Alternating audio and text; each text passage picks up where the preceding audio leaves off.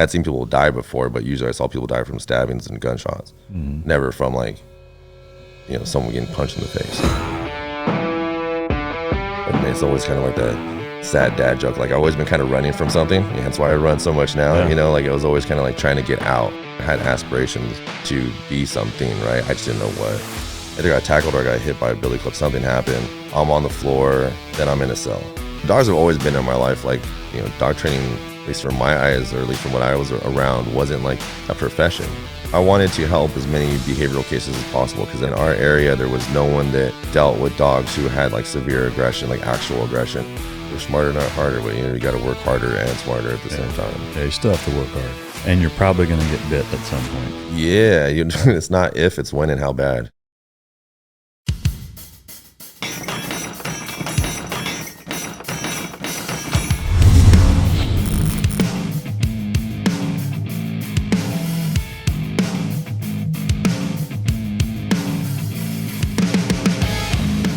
Ladies and gentlemen, as always, it's both an honor and a pleasure to welcome my next guest to the podcast. He spent the last 26 years training dogs, 11 of which as the owner of Primal Canine, which we're going to delve into. He's the founder and president of Canine Street League, which is a dog protection sport, which we're also going to talk about.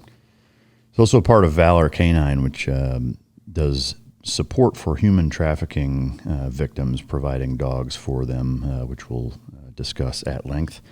Started boxing at 16 and then into Muay Thai and then BJJ, and has competed in some of those realms as well, which we'll talk about.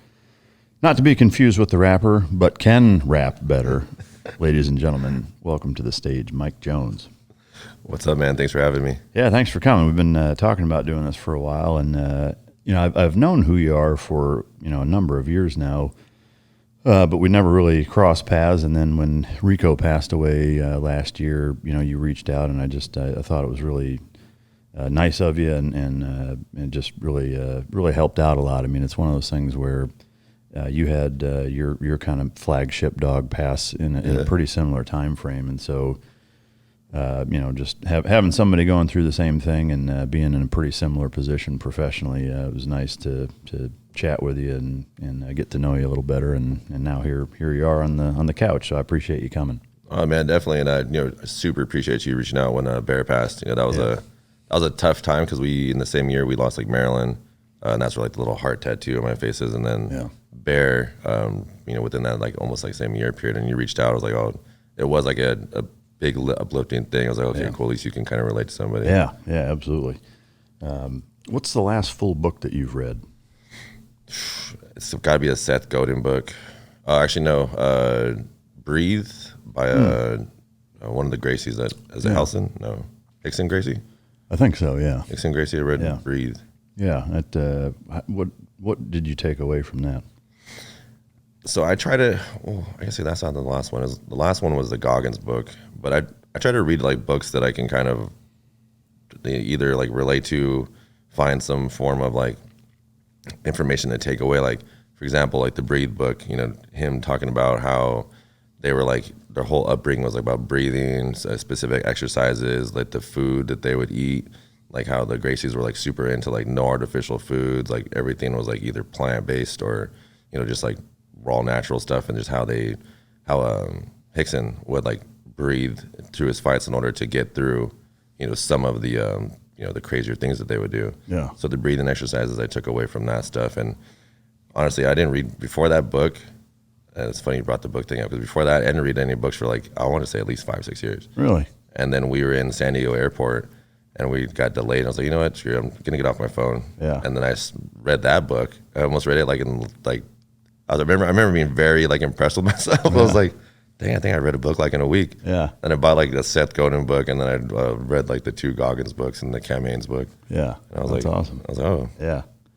Yeah, I'm kind of the same way. I typically only read books that like I can get something out of them, not much by way of fiction. But do you have a favorite quote? Yeah. I've got a great ambition to die of exhaustion rather than boredom. Yeah, who's that from? C.W. Lewis. It's like one of my, it's in my it's been in my bio since I heard it. I'm like, all right, every building I've ever been in, like for Primal Canine or even like in my office, it's like written somewhere. Oh, that's cool. And it's just one of those things where like, okay, this is how I'm going to live my life. And ever since I've heard it, I've been living that way. Yeah, oh, that's awesome. What's something you wish you were better at? Shit, I mean, where do we start? How much time do we have? So this is going to be a 5-hour podcast? Yeah. I mean, there's a lot of things. If I had to pick one thing I wish I was better at, that wouldn't be something like surfacey, like maybe like grammar or spelling. I think it'd probably be better at, or wishing to be better at communication and being able to communicate, a little bit more thoroughly and properly versus being more reactive, I guess that would be something that I would like to be better at. Yeah, no, I think that's good. If time travel were possible, where and when would you go? And why? I kind of like it right now, man. Yeah. Like, I'm kind of happy. I mean, things are, always busy and stressful, but like my past was real crazy. I don't know what the hell's going to happen with this future with the way this world's going. So now, I mean, if you could go anywhere though, or you could go any time, like from the dawn of man to 1,000 years from now, like any time period, where would you go? Probably like the Old West. We've been watching, was it 1983 or 1893? What are the Yellowstone things? Yeah. One of the first ones, not the one when they're doing like the Oregon Trail, but when they were kind of on property. Mm-hmm. I'd kind of want to go just check that out. Yeah. Because it's more like that Western type of homesteading. Would you be more on the sheriff side or more on the outlaw side? I mean, I think. What's the difference almost? Yeah, it kind of seems, Yeah, one has a badge, one doesn't. Yeah. So living in California, carrying is trickier. Do you have NEDC carry-wise? No, man, I'm not. I'm a former felon. Yeah. So I think I'm like out of that range where I can probably start applying for something like that. Yeah. Because I think I was only like 10 years. So. Do you have I guess just normal day to day, what do you normally have in your pockets, like that you don't compromise on? Knives. Yeah. I always have a knife or something like on me like that. That's pretty much, a knife is usually with me if I'm in Cali. Do you have a favorite?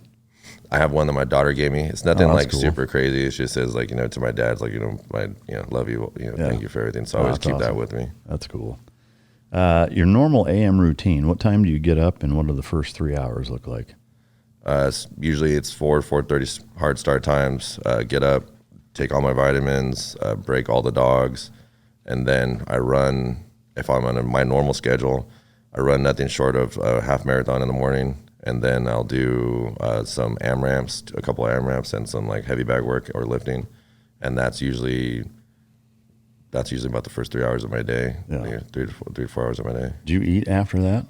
Yeah, I usually eat. I'll eat after that because while I'm running, I'll handle all my AM calls with like my East Coast Primal Canine and some of like my mentee things, and just handle whatever I gotta do phone call wise. While you're running? Yeah. Are you not running that hard? I trust. No, I've just gotten used to it. Talking. That's why like if you ever get a morning phone call from me, you've been breathing heavy, and you're hearing like a little. That's that's probably what that is. That's a trip. Putting that amount of mileage on, knees, ankles, hips, everything's all right? Yeah, so in the last 2 years or year and a half, I bought an assault runner, the curved ones that you self-propel, because my knees and my hips were going like really bad. I bought like the most expensive like NordiTrack treadmill, and it was like the super fancy one, and I was just like knees were getting destroyed because I couldn't do any street running because we live in a pretty like rural area. Yeah. And it's just like dangerous to run out there. So I was running on that. My knees are getting banged up. I started taking some good supplements, peptides, and they're getting better, but I was always getting banged up, especially with the working dog stuff. And then I bought that assault runner, and it started teaching me how to run properly. So even when I run on like a treadmill like I ran on today, or when we travel, I go run on the street, my knees have been great. I mean, knock on wood, but like, everything's been... Yeah.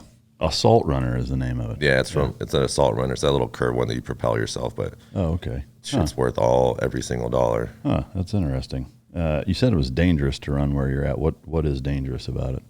So there's a two-way road coming in and out. There's no cell service. It's all like it's hilly. There's a ton of wildlife over there. So like if I go running, get hit by, and people drive like, it's Cali, people drive like assholes over there. So get smashed or something like that, I can't, Yeah. No doubt. Wildlife wise, is there anything dangerous or is nothing too much, but like, the roads are real thin and deer are really prevalent. So like if they jump out and like you got to move out of the way, you get smacked by a car or something. Oh, I gotcha. Where are you originally from? So I'm born and raised in California, but I'm born and raised in East Side San Jose. Oh, okay. San Jose is, one of the bigger cities in Cali, if not, I think, the United States. Yeah. I was born, raised on the east side of it, which is, kind of the hood of there.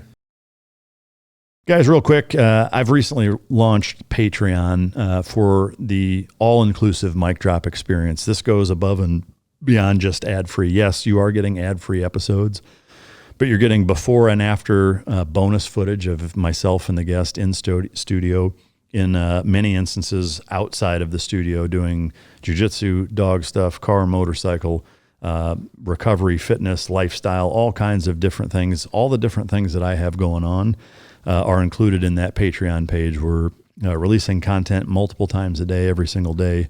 And I want to offer that to you guys. Just go to my Patreon page. The link is in every description or any platform that I'm on, and come enjoy that experience with me. That content is for you guys. It's what you want to see.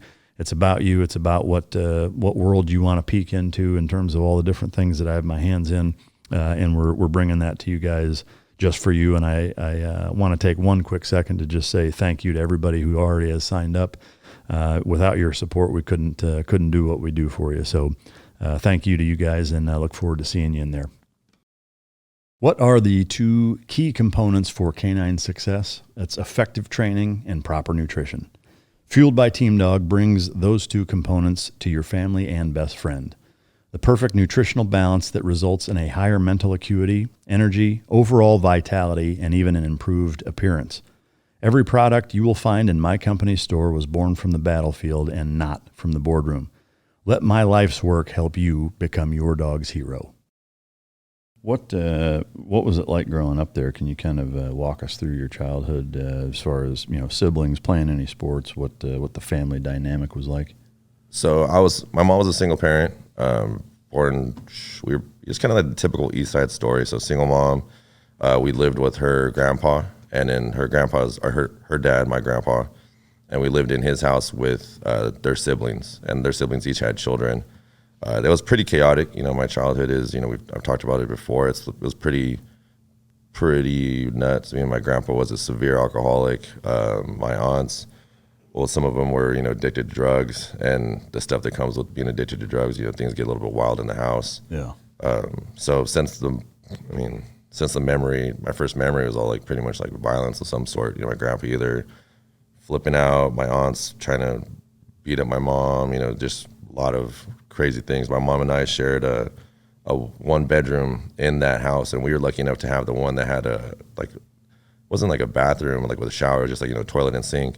But it got so bad over there to where me and my mom would share that room, and we'd never leave that room because we got a little propane stove in there, so we would eat hot dogs, whatever we could do, because if we got outside that room, because there's a little narrow hallway, we were guaranteed to get into a fight because it was like the staircase. My aunt, there was at the time she was addicted to drugs, and then my aunt and my uncle upstairs who despised my mom, and then right before there's like the laundry area, and then right there's like my grandpa's room. To get basically, if we open that door, like, fuck it, we got to get out of here. Yeah, running the gauntlet. Run and get outside real quick, because if we got stuck in that hallway, we were getting into a fight. So it was pretty hectic. Do you know what drugs your aunt was on? PCP. She was PCP. I know that for a fact because I've seen her do some crazy shit, and that's when I asked, like, what the hell is, like, what type of drug is that? And then my mom told me about it, and then I ended up learning about it in school. I knew the crazy thing is I knew more about drugs by the time I was 10. Then when I went to like high school and like people started talking about that, I was like, That's old news. Old news. And it was PCP, coke, meth. She was like a lot of like the upper stuff, a little bit more of the crazier things. Yeah. And your other aunt and uncle, were they into that stuff too, or was it?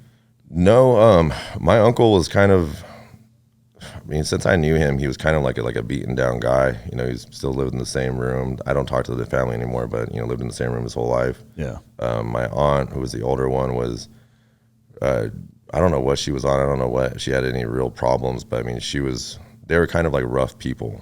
You know, he was more of the calm, you know, if I were to be like hanging out in my house, if there's like one person that like, hey, where can I go that's not going to be, you know, disastrous, I'd probably go talk to him or like play video games with him. Yeah. But like my aunt, she was like to give you an idea of the type of person that the one that was there, I think I was like 11, and I was like coming out. I was like going to come out of my room. My mom was coming in the hallway, and she grabs me and she gets me back inside, and then she's like crying or something like that. And I was like, what are they all laughing about? Because I feared that they're laughing because they had just like said some stupid shit to her, like, you know, they're like, you know, threatened her or made her cry or something. And she's like, they're just making bets on when or what age before 13 you're going to go to prison or get a girl pregnant. I think I was like, yeah, I was 10 or 9. Wow. How did that resonate with you? I mean, at that age, it's probably hard to even grasp. It did. Because right away I knew just by talking to certain people, like in school, I knew my life was like drastically different. Like just right away I kind of understood like, oh, that's a little weird. Like, you know, I'm wearing the same clothes like 4 or 5 days out of the week, and kids are like making fun of me for certain things, and yeah, you know, like, okay, like this is odd. So I was always kind of aware, but once all that stuff started happening, it was more like, okay, I got to get us out of here. Yeah. At a very young age, I got to be able to like defend my mom. I got to, you know, get us out of here. And then I was reading something. I want to say I was around 10 or 9, but like, you know, something like along the regards of success is the best revenge. So in my mind, I'm like, okay, I got to do something in order to get out of here, so we can get back at these type of people. Yeah. It was just you and your mom, no siblings? No. So my dad was in and out of the picture depending on the relationship that my mom and him were having. So my dad went on to have 3 sisters, or my 3 sisters. So he had them with my ex-stepmom, and I had them. They were probably, I think me and Tani are roughly, 6-7 years apart. Or no, yeah, about 10 years apart. Yeah. And she's the oldest of the 3. Oh, okay. So they're quite a bit younger. Yeah. And then they're all consecutive, like within a year or 2 of each other from there. Were you in that household environment most of your childhood with the whole extended family like that? Yeah. Yeah. I was up in that house. I was till about 11 or 12. And what did your mom do for a living? So my mom was a hustler. I mean, I will give her, I don't really talk to my mom, but my mom, like, she put in work. You know, if she wasn't like doing her job, like she was going to school to be an engineer on like the technical side. So if she wasn't doing that, she was cutting hair, working whatever she could to get like, money. So she was, she grinded a lot. So if I wasn't, basically like if she wasn't around, like I was at another, my neighbor's house, a lady named Vonda. That's where I met like my best friend, who kind of helped raise me. And she was just like constantly like, doing something, because yeah, I mean, shit, I understand why. I understand why. You got to get the hell out of there. But yeah, I guess in that same kind of vein, if you will, you said you don't talk to her. Did you guys have a falling out, or did, as you get older, you realize the situation she had you in and that caused problems? Or yeah, so I mean, like I said, the house I grew up in was pretty violent. I mean, there's times, I was 11 years old when I knocked my grandpa out for choking my mom. Oh, really? Yeah, we got out of like the hallway, and then like, he's like choking my mom, and like my aunt's over here, my uncle's there, no one's doing anything. So like, I don't know what the hell I'm doing. So I ended up like going off on like my grandpa and like not like, I'm like, okay, like this is a bad guy. Like, I don't care, like, his wife died or whatever was gonna happen. Like, this is a bad dude. This has been this way since I was a baby. I don't have one fond memory of him. And my mom would always like go back to that, like, oh, that's my dad type of a thing.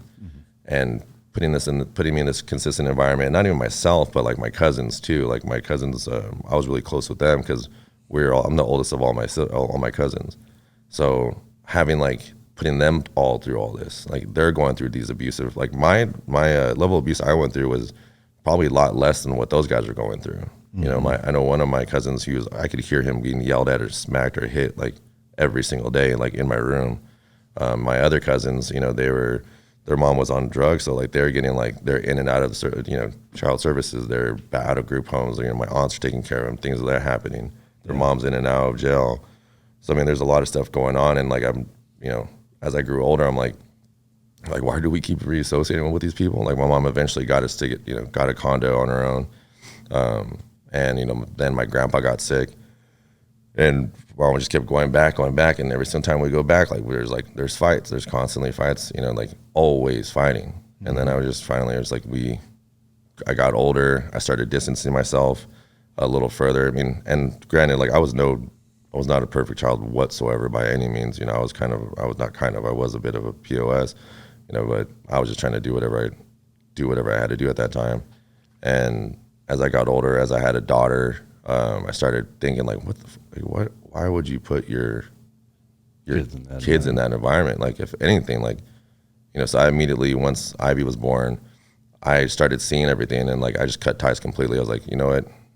My kid's never going to learn anything about this. I don't want her to have any form of, like, understanding of any of this stuff. Yeah. So I just cut ties completely with both sides of my family, mom and dad. So you mentioned you lived in that environment till you're 11, then your mom found a place, a condo of her own.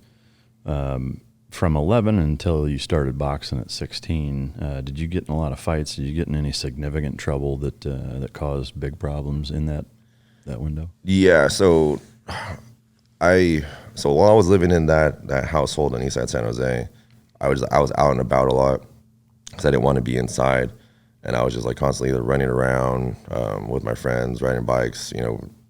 That's actually kind of where I started, like, my love for dogs, is because I would either, like, try to make friends with the dogs that weren't, like, trying to murder me, or running away from the ones that were trying to murder me. Were there a lot of dogs in there? Oh man, that area is crazy. So Eastside is either Chihuahuas or Pit Bulls. And you can take a guess which ones wanted to murder me and which ones wanted to be my friends. Yeah. So I was always, like, trying to run from Chihuahuas while the Pits are, like, kind of, most of them being cool with me. And then, so we get out of there, and when my mom first got the condo, it's pretty wild. So me and my cousin are playing in that front yard, and then there's, like, these two little puppies running across the street, and I run out there, grab the puppies, like they're gonna get hit, and so I grab them. My cousin takes one, I take the other one. The one I took looked like a little German Shepherd puppy, and then my mom had the condo, so we're going over there. So thankfully, when my mom got the condo, I got this puppy, because if I didn't get that puppy and have like some routine, I probably would have started maintaining some of the habits and issues I had when I was living in that environment, because we were in Eastside San Jose, and my mom moved us to South San Jose, which is a little bit nicer of an area, and we had the puppy over there. So that time of transitioning with the dog was, like, pretty cool, because that would have got me that whole little first couple of years probably not have done so well in that environment there. Yeah. What you mentioned continue habits. I mean, what habits did you have as an early teenager? Like, were you messing with drugs or? No, I was really I was like a very quiet person. So I took to violence real quick. So, like, that would be, like, out, to give an example, we first moved in that condo complex. My cousin Liz came over and visited, and the pool was right next to our condo. So I was sitting there, I was eating, like, a sandwich, like eating, like, a peanut butter sandwich or something random. And she was walking out of the pool. These kids who were, like, in the neighborhood, there's, like, 5 of them over there, said something to her, and I heard her raise her voice. So immediately, like, I have my sandwich in hand. I think I was, like, wearing, like, shorts that run down, and immediately was just, like, trying to fight these kids in my new environment. The whole, like, neighborhood, the HOA had this whole problem with it, because, here I am, like, chasing people to, like, their freaking front doors while their parents are over there, and being kind of like the hoodlum on the little area there. So I got quickly known for having a little bit shorter of a temper, being the new troublemaker in town. Yeah, hence why I got into, like, boxing and stuff, because So before we get into the boxing stuff, so you had this puppy. Did you keep it for its whole life? I kept Kiona until I moved, until I eventually moved when I was 16. Yeah. Where did you move at 16? I moved out on my own. Oh, really? Yeah, so I moved out on my own when I was, like, 16, 17. I started kind of, like, doing, like, my own thing. How did you pull that off, both financially and, I guess, technically or legally, with being a minor, and, like, how did you navigate all that? So it was a little bit, like, even when I was going to school, I was, like, in and out of trouble in school for fighting. When I was in high school, my first year, I got in trouble for fighting. I got in trouble for possession of large amounts of money. because what happened was I was in that. I got transferred out of San Jose Unified. So let me rewind a little bit. So I was in San Jose Unified School District, and then I got in trouble in San Jose Unified School District for fighting. I got moved around to a couple different schools. And then my mom got a good job in Fremont, so then she put me in Fremont Unified School District, and we used the address of a good friend, a family friend. So then I was in there, good couple years there. It wasn't really, a lot of my time was spent in commuting because it was like 30 minutes from San Jose. Commuting to there, hanging out with those type of people. I got into sports, basketball, and started, doing basketball. And then I was, still like, I think I was like taking taekwondo and like boxing stuff. So I was like going there, and then coming back in San Jose, or I got in trouble over there there was like a drug bust thing that happened over there. I got pulled into it just because of some of the problems I was having. I had a large amount of money on me, and they called my mom in, know with my record that I had, and then for fighting, I got expelled right away. So then I went back to San Jose Unified, and then that's when I kind of got into a little bit more of issues with more fighting stuff, and I managed my way to get out of school. I go into homeschooling, and then at that time I was trying to my mom and I weren't really clicking anymore, because that's when I started kind of, again, disassociating, because I started seeing all the weird stuff that was happening. When my grandpa got cancer, she immediately fell back into the family thing. Everyone's acting like he was this great guy and all these other things. And I get forgiveness and everything, but for me, I was like, there's no forgiveness here, man. You had years and years and years and years and years of this. There's just no way, man. I can't do that. So I started getting into it with her. I got odd ends jobs. I did a lot of muscle work for organizations, so I had money there. And then taking a couple steps back, when you were in the Fremont School District and you had a bunch of money, were you selling drugs, or how did you? Nah, I was middle. I did. So I kind of orchestrated I never touched anything, if that makes any sense. Mm-hmm. So it was things if there's a deal here, I knew the people who weren't in high school that had the things that other people needed. Yeah. And so therefore I'd, facilitate specific deals and help out for there, or if, something needed to be collected, And you're 16, 15? 14. This is 14. 14. I mean, so my kind of the natural inclination that I would have is how does a 14-year-old meet and know adults outside of high school that have stuff like that? How do you even get wrapped up into that? Eastside San Jose, like I said, I was outside a lot. Yeah, just people would approach you and be like, "Hey, what are you doing?" Or no. So my neighborhood in Eastside, I grew up between King and Story and King and Tully. My household was right next to a crack house. So it was my house, a crack house, and then my best friend Charles and his mom's house. So in between that house, we'd play basketball with these guys that used to run dope. And they're so we'd go from there, and then we'd ride bikes. And then there's this other apartment complex, Valley Palms, where a gang called SOS was at, Sons of Samoa was at. And because of, my, ethnic makeup, or the lack thereof of kind of being ambiguous in that sense, I kind of fit in everywhere. And just running around, playing basketball, doing whatever we're doing, you kind of get to know the people in that area, and just being a kid on the street constantly and known for, if I ride with my bike or a skateboard and someone says something stupid and, I light somebody up, then you start to kind of get a name in that area. And my aunt because she was affiliated as well, being affiliated and them knowing oh, hey, that's, so-and-so's nephew.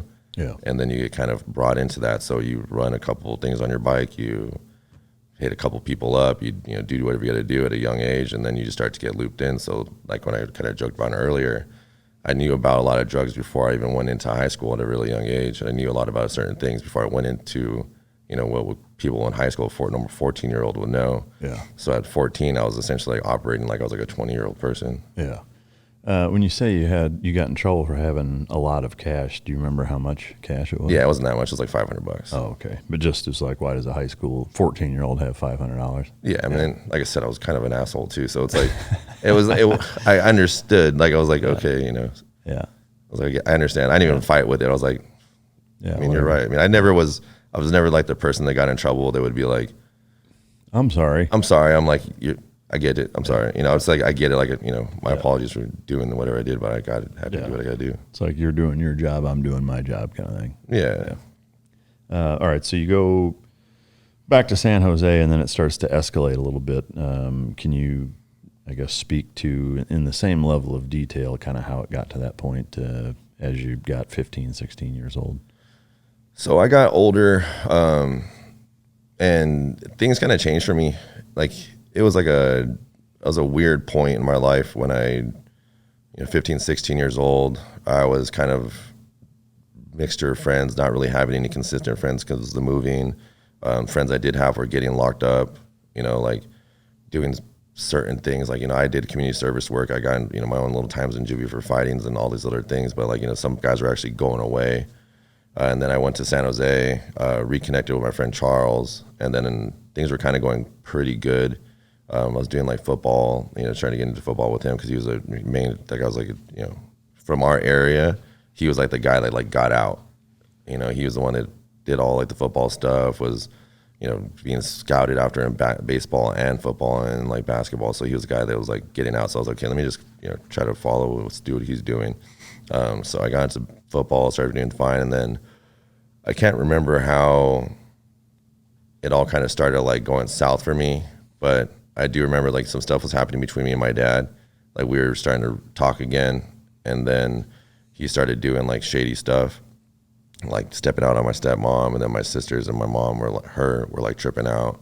And like my stepmom was, you know, nice lady, or is a nice lady, and you know, my dad was kind of taking advantage of that, and then he dipped out on them. So I kind of needed to make some money. So then that's when I did go into, you know, I had to use my resources, started selling drugs, doing that stuff, started reassociating with certain people, and I realized that I wasn't really much of the like drug dealer type person. Like I just was like kind of like irritated with having to deal with the people that come to you for that. Mm-hmm. I was a little bit more of the person that was like, okay, if there's someone needs to get that money, like, you know, we'll go get the money type of a thing. So use that aspect of it. And my dad ended up dipping out on my sister's mom, and he dipped them the same way they dipped out on my mom, which is like no financial help, no nothing. So I started trying to help her with whatever I possibly could. So I was doing like bad stuff in order to kind of like help, you know, if they needed to go school shopping, like take them school shopping. If they needed to go out, you know, to get food, okay, let's go out and get food. And at this age, were you living on your own yet? Not yet. I was kind of in and out. So like the way that I started living on my own was just, I just wouldn't like kind of come home. I would just like be out. Like my mom and I kind of got into so many fights where, and I can't blame her. She was just kind of like, dude, like whatever, man. Like as long as you're not in jail anymore, like you're not doing these things, you're not like messing up like this bad, like I'm not getting calls, like you're good. Yeah. So it was kind of like a roommate type of life. And then once I started, because I didn't get kicked out. Actually, yeah, no, I got kicked out of Gunderson. I went to Gunderson Plus, which is their in-school continuation school. And then that wasn't working out for me. So then I went to Robertson's, Freedom, or was it Freedom? I think it was like Freedoms or something like that, which was their homeschooling. So homeschooling, I basically was like at my sister's house. They lived in downtown San Jose, so I'd be there, and then I would go I met up with some guys who like skateboarded, so I was like trying to skateboard with them too, and trying to just do anything outside of like what my life was like in real life. Yeah. So then I would do those things, and then eventually I found this like house that was across the street from my sister's and moved over there. So I was roughly, when I moved into that house, I was like 17, because I remember they had to sign some weird forms. I mean, whose house was it? It was just my stepmom lived in North San Jose, downtown San Jose, on this one street her whole life. So 16th Street, she lived her whole life. That in that general area, it's not the greatest area, but that one street was like, it's like kids playing on the street. Everyone's like friendly, it's family friendly, everything. So Lisa, she knew everybody on that whole block, and because I had visited there often to see my dad and to see my sisters, I was kind of like, people knew who I was. They saw me grow up, yeah. And so I knew the people who were renting this duplex across the street. Oh, okay. So it was kind of cool. Like when I was, getting to go over there, and then I thought I'd be home more, but it ended up being that when you get a real job, you got to work a lot more in order to pay bills legitimately. So yeah. So you got a legit job at that point? Yeah. So I got I was taking care of my sister's stuff, handling all those things. I finished up with I got my diploma, right? So then I started doing car sales when I turned 18. The Mic Drop podcast is proud to be sponsored by American Hartford Gold. These days, the economy is all over the place. Interest rates are crazy. Inflation is nuts. A lot of times it's tough to trust the government. What I will say is that having some sort of liquidity on hand, i.e. cash, gold, et cetera, is important. The problem with cash, and I'm speaking from personal experience, is that whether it's 500, 1,000, 5,000, 10,000, however much cash you want to keep on hand, be it in a safe or what have you, is that let's say it's $1,000. You put that in a safe. Well, 5 years from now, if you're hanging on to that for emergencies or whatever, 5 years from now, that's still going to be worth 1,000 American dollars. $1,000 in gold 5 years from now is going to be worth more than that. If you look at the historical trend of gold since it's been kept track of in the United States and people have been keeping it on hand, it's gone up. You really can't go wrong with it. And I think it's a good hedge against inflation in that manner. American Hartford Gold is committed to help you by bringing you the truth of that. They have a 5-star rating from thousands of reviews and an A+ from the Better Business Bureau. They can show you how to help protect all your savings and retirement accounts. If you don't want to keep physical gold, you can do gold IRAs, or you can have it delivered to your doorstep. It can be set up from a traditional IRA, a 401k, or a thrift savings plan. Really, however it is that you want to incorporate gold into your portfolio, whether it's a significant portion of your portfolio or just having some liquidity at home that's not losing money every time inflation goes up, which it continues to do. Call them now at 855-967-1413 to see if you can qualify for up to $15,000 of free silver on your first order. That's 855-967-1413 or text DROP, D-R-O-P, all caps, to 65532. Again, that's 855-967-1413 or text DROP to 65532. American Hartford Gold will hook you up. Message and data rates may apply. Individual results may vary. Past performance may not be indicative of future results. Consult with your tax attorney or financial professional before making an investment decision. Before that, you mentioned like from the 16 to 18 time frame, you started to mess around with drugs, but you mentioned it seemed a little vague, like you would, I don't know, like take money from people or collect or what? I started collecting. How does that go? Like, can you walk us through is there a typical scenario when you're collecting money from somebody, or like how do you approach that? Yes, it's pretty simple. Someone says, hey, this guy owes me, 10 grand. If you get the 10K, I'll cut you 2. I'm like, all right, cool. Where does he live?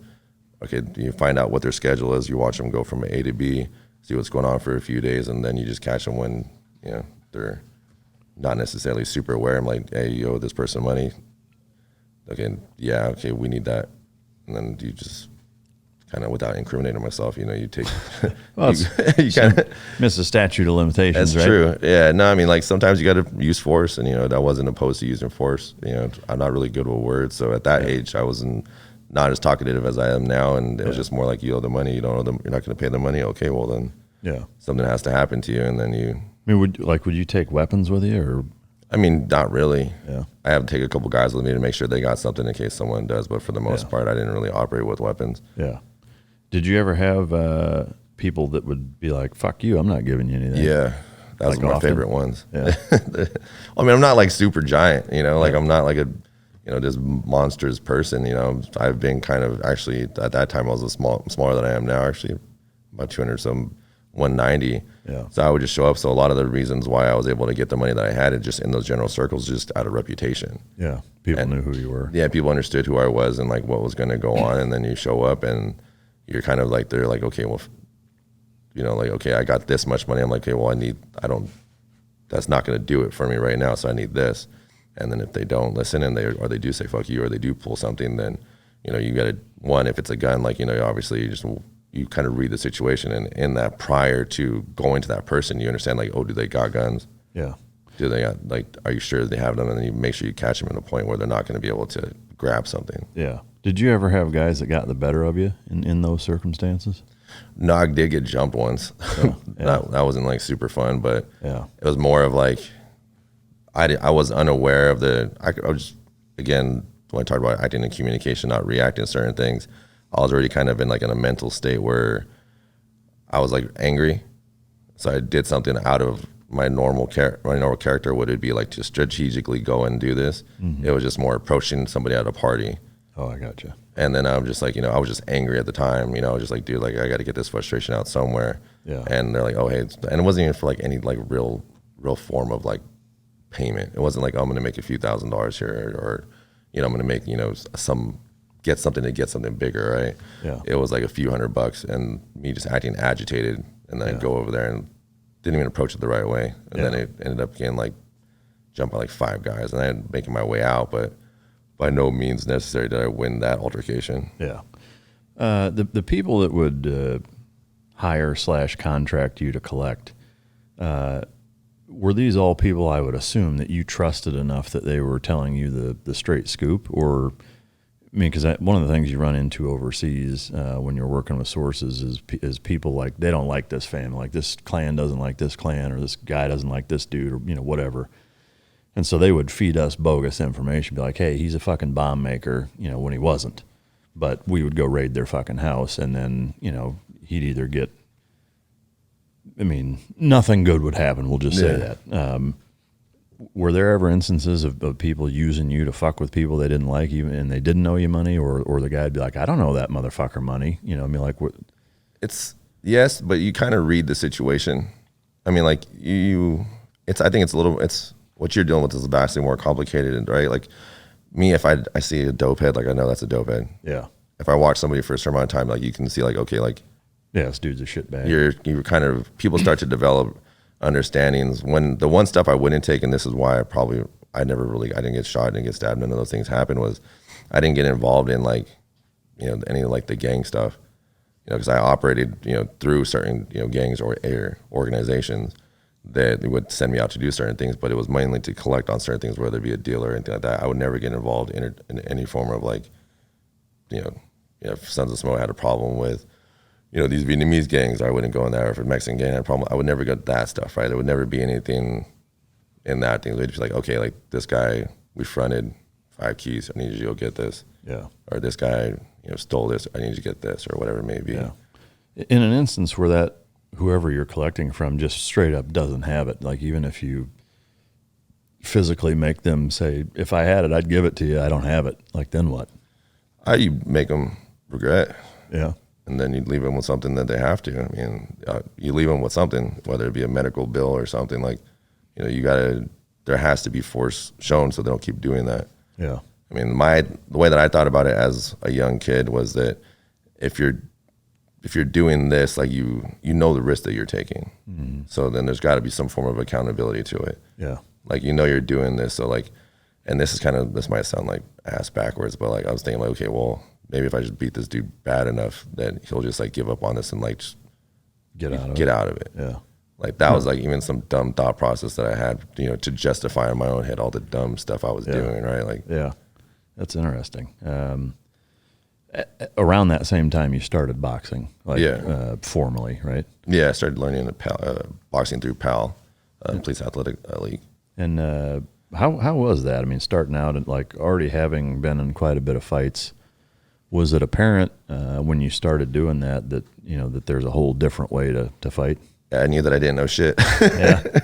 I knew that I was getting very, very lucky. I remember my first day in PAL, like I always kind of have like, I don't try to like be arrogant. I'm not someone that's like, like, oh, I'm a tough guy. I didn't even walk around like that when I was doing the things that I was doing. I was just kind of, normal, like kind of how I am now, just like I just walked into PAL. It was highly suggested to me by law enforcement to get into something constructive. So highly suggested.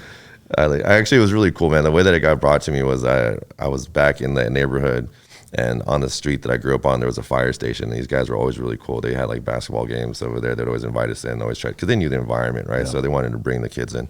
And I remember getting in, the neighbor's house, there was a crack house, got into some trouble down there. I was down there for something, and I had just got into a little bit of an altercation. I was going up the street, and this dude, I don't remember his name, was down there with a cop, and they were talking, and he's just like, hey, Jones, he's like, Pal started boxing. He's like, you should go over there and check it out. And I asked him where it was at, and he's like, it's past Story. It's like up the street, like down, kind of like in a rough area.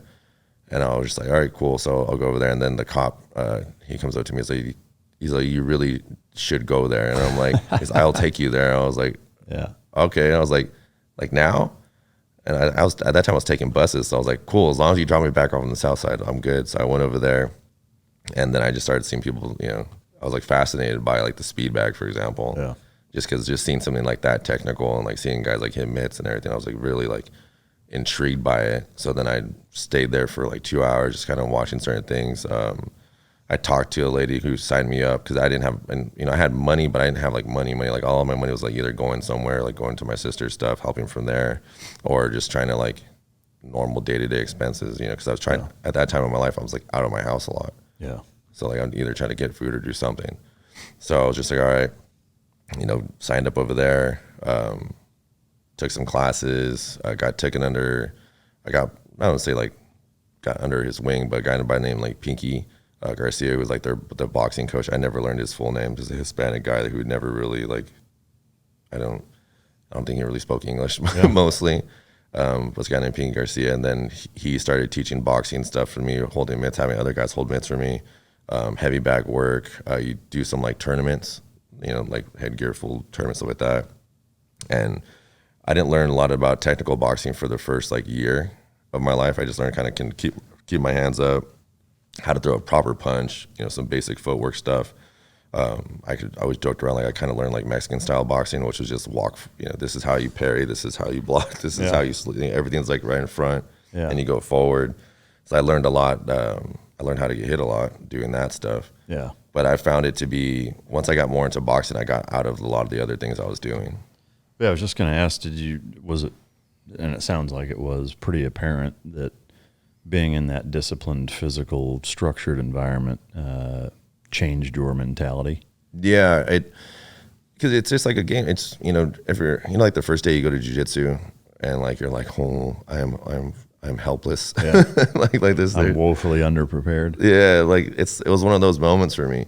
Yeah. So then I really got focused in on boxing and learning more about boxing. And one of my aunts, the aunt that actually got out of the whole, she was the first people that like disassociated with the family. Her husband, Victor, was really into boxing. So I started kind of hanging out with outside the family. Like on Saturdays, he'd always watch like the boxing fights. Like that's, into his house to go to the boxing and watch the fights. So I'd go to his house on those Saturdays and like watch more boxing. I started like, following like the Tysons and the Holyfields and like Lennox Lewis and like all those type of fighters, and started to like box and like, I kind of geeked out on that for a while. And then I got into like martial arts as well. I went as far as like even like taking like some like Taekwondo classes, because I was like, let me just see what this whole realm was about for a little bit period of my life. Yeah. And in that time, so starting at 16, as you build up into 18, you're living in this duplex. At what point did you start to get into big enough trouble that you ended up getting arrested and going to jail for it? Around 20. And so from 16 to 18, it seems like it was actually going fairly well, but then 18 to 20, it took a downturn? It was roughly around like 17 and a half till about like 2021 is when things were going real good. Or not really good, but like I was out of trouble. I was kind of getting more mentally clear. I was training a lot more. And then roughly around like I was in 21. I was like 20, closer to 21.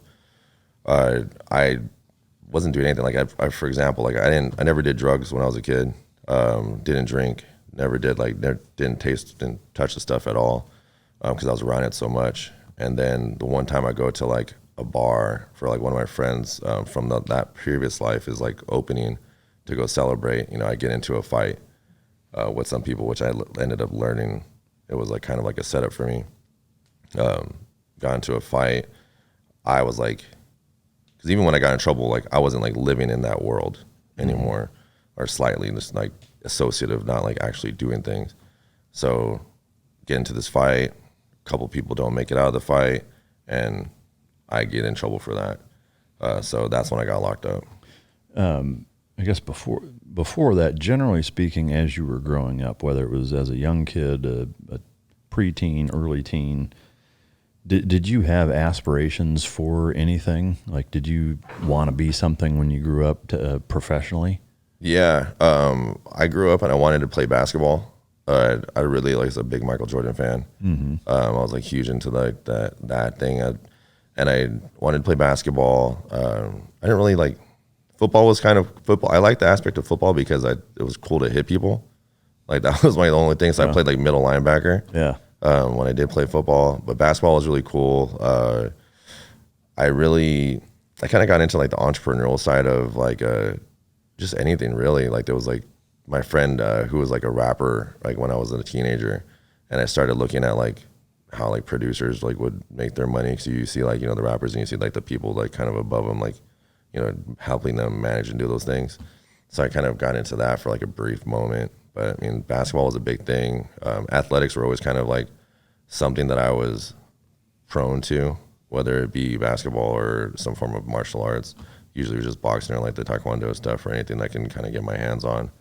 But I always kind of wanted to do something. And I think it was more so I always kind of wanted to get away from what I was involved in or the life that I was in. Because I kind of like, it's always kind of like that sad dad joke. Like I've always been kind of running from something. Hence why I run so much now. Yeah. You know, like it was always kind of like trying to get out. I just wanted to get out of that life. I wanted a better life. I was always either running from my past or, you know, doing something. So I had aspirations to be something, right? I just didn't know what. Yeah. You go to this party, there's a big fight. You said a few people didn't make it out, like they died? Yeah, so I leave this event. I don't leave this event. I go outside to take a call or do something. I get followed out by like 3 people. This dude's like says, "Hey, why are you talking to my girl?" I'm like, "I wasn't even talking to your girl like at all." Like I just walked straight out. So no, I saw you talking to I saw you talking to blah blah blah. Couple phrases coming back and forth. I noticed 2 guys come out to the side, and I'm just like, all right, well, fuck, like this is probably gonna be good because it's just a brick building and there's no window, so I can't even like, somebody help me out here type of a thing. So we go outside. Dude said something to me. I got hit in the side of my head, so immediately I just turned, I hit the dude in front of me, hit the dude to the side of me, turn around, hit the guy behind me, and then I started hitting him. He goes against the wall. I keep hitting him until I see someone out the corner of my eye. Hit this guy. He hit him 2 times. He hits his head on the back of a pillar, and then I come in and I just come. I think I like went back to this other guy. It all kind of goes blurry for me because after that I got the shit kicked out of me by the cops. So then it comes back to this dude. I hit him, and then next thing you know, cop car pulls up. I think I got hit either I got tackled or I got hit by a billy club. Something happened. I'm on the floor. Then I'm in a cell. Oh, wow. Just black after that, huh? Yeah, like then I don't remember much after that. Yeah. And at that time, like I said, I wasn't really doing anything. Like, you know, I didn't have alcohol in my system. I didn't have any problems. But I do know that because of my past and being kind of, you know, the local hooligan in that area, you know, I was known for some of my associations.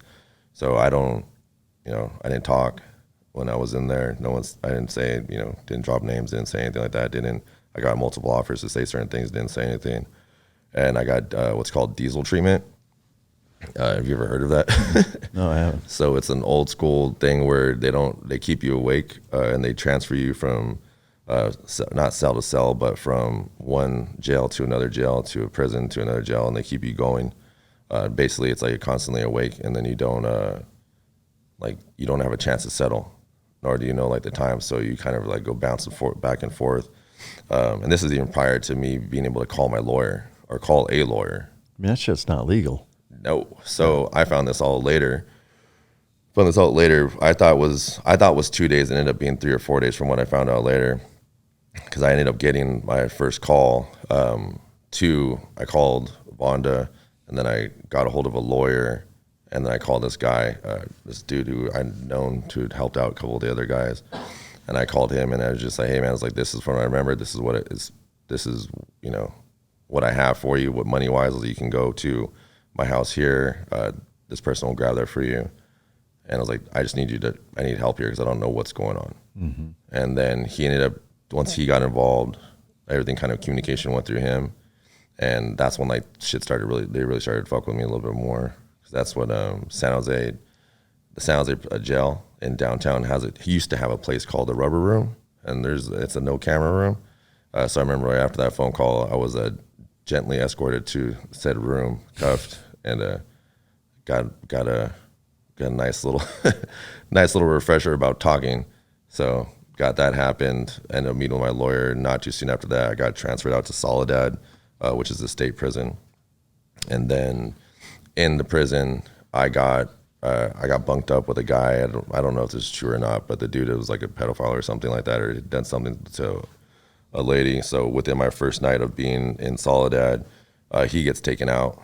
I'm sitting there like bottom bunk, and dude just came in and some dude, him. just popped him a bunch of times. So I just sit there like, this isn't really fucking happening, right? This isn't like. So I mean, up until that point, had you been charged with anything? Yeah, aggravated assault. I didn't even know the guys were dead yet. Yeah. So I didn't know anything was going on. Like I said, I was beaten up pretty bad because I have, even my memory for like that first month is very like spotty. Yeah. Like I don't know if I've mentally blocked certain things out or like I have like brain damage from it, but like I don't remember like even like that first, because even like the story gets even crazier. So even like those first like few years of like being in prison, being out of prison are all kind of fuzzy. Mm-hmm. So when I didn't know what's happening, I get dropped to Soledad. I make one call. I get told I'm going to be charged with murder, 2 counts of murder. And I'm like, I don't know what's, I just punched people. Like that was the only thing I was doing. I had seen people die before, but usually I saw people die from stabbings and gunshots. Mm-hmm. Never from like, someone getting punched in the face. Yeah. So brain trauma wasn't really something that I'm thinking of. This is going to happen. I'm like, okay, whatever, assault charges. I'll do some time. I'll get out. I'll probably do some more time because of my associations and my past, offenses. Like I'll probably do some, actually do time here. So I ended up getting put up there and there's no charges yet. I get told I moved to Soledad because of overpopulation in county. So I get put over here while I wait, information, because I didn't even step in front of a judge at all. So the whole way that things got escalated to where I got put out was completely done like out of the legal system. Yeah. So I get over there, the dude gets popped in front of me. I just lay there and like, I'm like, dude, I'm not getting up. I'm not saying shit. This is what I got told. This is what I'm going to do. So I'm going to be here from some of the bigger guys over there. So I just sat there. I got pulled in, same old story. Or not get pulled in. I got pulled out of my bed by the COs. You get the shit kicked out of you. Pulled into they pull you into a cell. Who did it? I was asleep. No, you weren't asleep. No, I was asleep. You guys yanked me out of my bed. I was asleep. And then you must know something, blah, blah, blah, because I'm not talking about anything else. So I get put in solitary for a little while there. Waited solitary for a week. Get a call. I get to talk to my lawyer, or my lawyer comes because I wasn't able to call. He comes to Soledad and tells me what's going on. I told him the whole process of what I recalled, and he looks through all like the documents, because there's a whole bunch of it's supposed to be really documented when you go into prison and everything like that. And he looks through all the there's tons of gaps, like in your file. Like technically you should still be in county awaiting some form of like arraignment or anything like that. You shouldn't be here, but they're saying it's overpopulation, so you got sent over to to prison because of your offense, and you're more than likely going to be here anyways, type of a thing.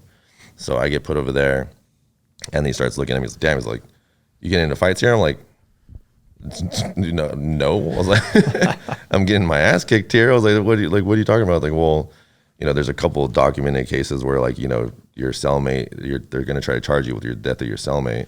And then you have like, you're all banged up. I'm like, dude, I was like, look at the fucking cameras over here. Like, look at these things. Like, I'm just getting the shit kicked out of me like over and over again.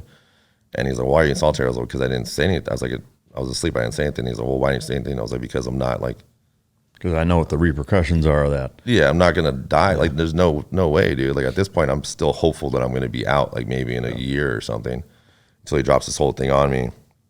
And then He leaves. I ended up doing majority of my time, which is about 1.5 years in solitary confinement. So taking one step back, you said you got beat up a lot. Was it by the guards or by other prisoners? I got beat up a lot by COs. I was never really, in general population, like, I mean, from my experience with being in prison and in jail, like, it's not bad. It's not bad. I mean, as long as you're like, you stand up, like you don't act like an idiot. You don't, obviously you hold your ground. Like you're pretty, I mean, it ain't like no summer camp, but I've never been to summer camp, but if you can't tell by my story. It seems like it would be. In that solitary environment, I know a lot of it was fuzzy and you don't recall a ton, but do you remember, I mean, like what goes through your mind in there? Like, do you think about all kinds of shit or do you try to just mentally escape or? I lost my mind. I was not right for quite some time. Yeah. I would say even up until, I mean, you think about it, you're 23 and 1. So you're 23 hours in a cell, 1 hour to go out, go in another, outside cell, shower if they let you, and that's all you got. And back in this time, because I have a lot of friends in law enforcement now who are like, dude, like what the, like that's, I get it, like, those days were older, but it's not that far from now, it's 16, 17 years now. So, you go out there, you get food dished to you. Occasionally you get a book, or I don't know, if you're on suicide watch, then you don't get anything that you can hurt yourself with. So you're just in this like roughly 6x4 cell, and you just sit there and you look out another small window, like another like window that has bars in it too. So you just sit there and you kind of think about like your life, or like, for me, I thought like, I went through like, well, this is how I die. Like I'm not going to get out because of the communication I was receiving from COs and the treatment I was getting from COs, and then the information that I'm getting from, just people in general, like little birds here and there, like fuck, dude, like this is like, it's all the shit I did has led to this. Like this is where like now I'm going to be like, okay, I'm going to either die in the cell because they're never going to let me out, or like I'll die in the cell because like I'm just going to give up because this isn't really worth it for me. Yeah. So that's most of what's going through your mind. And then you just go numb. I mean, there's a specific like, the first like month or so, like you're just like, you're kind of going through that. And then after that, I mean, for me, I had to turn off. Like it just was like, just operate, start your own little routine to get up, do push-ups, do whatever you got to do. Freaking stare at a wall, if you can, try to get a book, try to do something, talk to anybody else like who'd maybe be around. Do whatever you possibly can, do more push-ups, do whatever you got to do. It's kind of one of those things where it just shuts off. You got to like mentally block off like all not the negative thoughts, but all the thoughts in general. Cause in silence, your brain gets real loud. Yeah. Did you have trouble sleeping in that environment? Yeah, I still I don't have so much trouble sleeping now, but it's been a problem. Like for me, I have to have like white noise on. Mm-hmm. Like my white noise is The Office, the TV show. No shit. Yeah, that's good white noise to have. Yeah, I fall asleep to that. For a while, like I had a problem with turning lights off. Like I wouldn't be able, like I would like purposely leave light switches on. Oh, while you sleep. Yeah, or like or not go into a room and like leave it off. There's a lot of stuff that comes with that, man. I mean, like your sleep gets fucked up. The way that way I enter rooms, the way I'm in a room, like, being my back towards the door is like a no-go for like a long time. Now I'm comfortable with now, but like for a while, like I wouldn't be able to do it, because a lot of times when you get extracted from a cell, your back's up against the door. And then once they pop that door, then for me at least, you're getting hit in the back of the head or you're getting smacked or thrown on the floor. So so you're constantly worried about certain things like that. But I mean, there's a lot of like social aspects of it for me that once I got out, it was a rough patch. Yeah, I can imagine. I mean, I know from a social creature standpoint, it's one of the most difficult things for a human being to do is be isolated. Like that show, I think it's called Alone. Yeah. Where these like survival experts go out and they compete against each other. I think it starts with 10 of them. Have you seen it?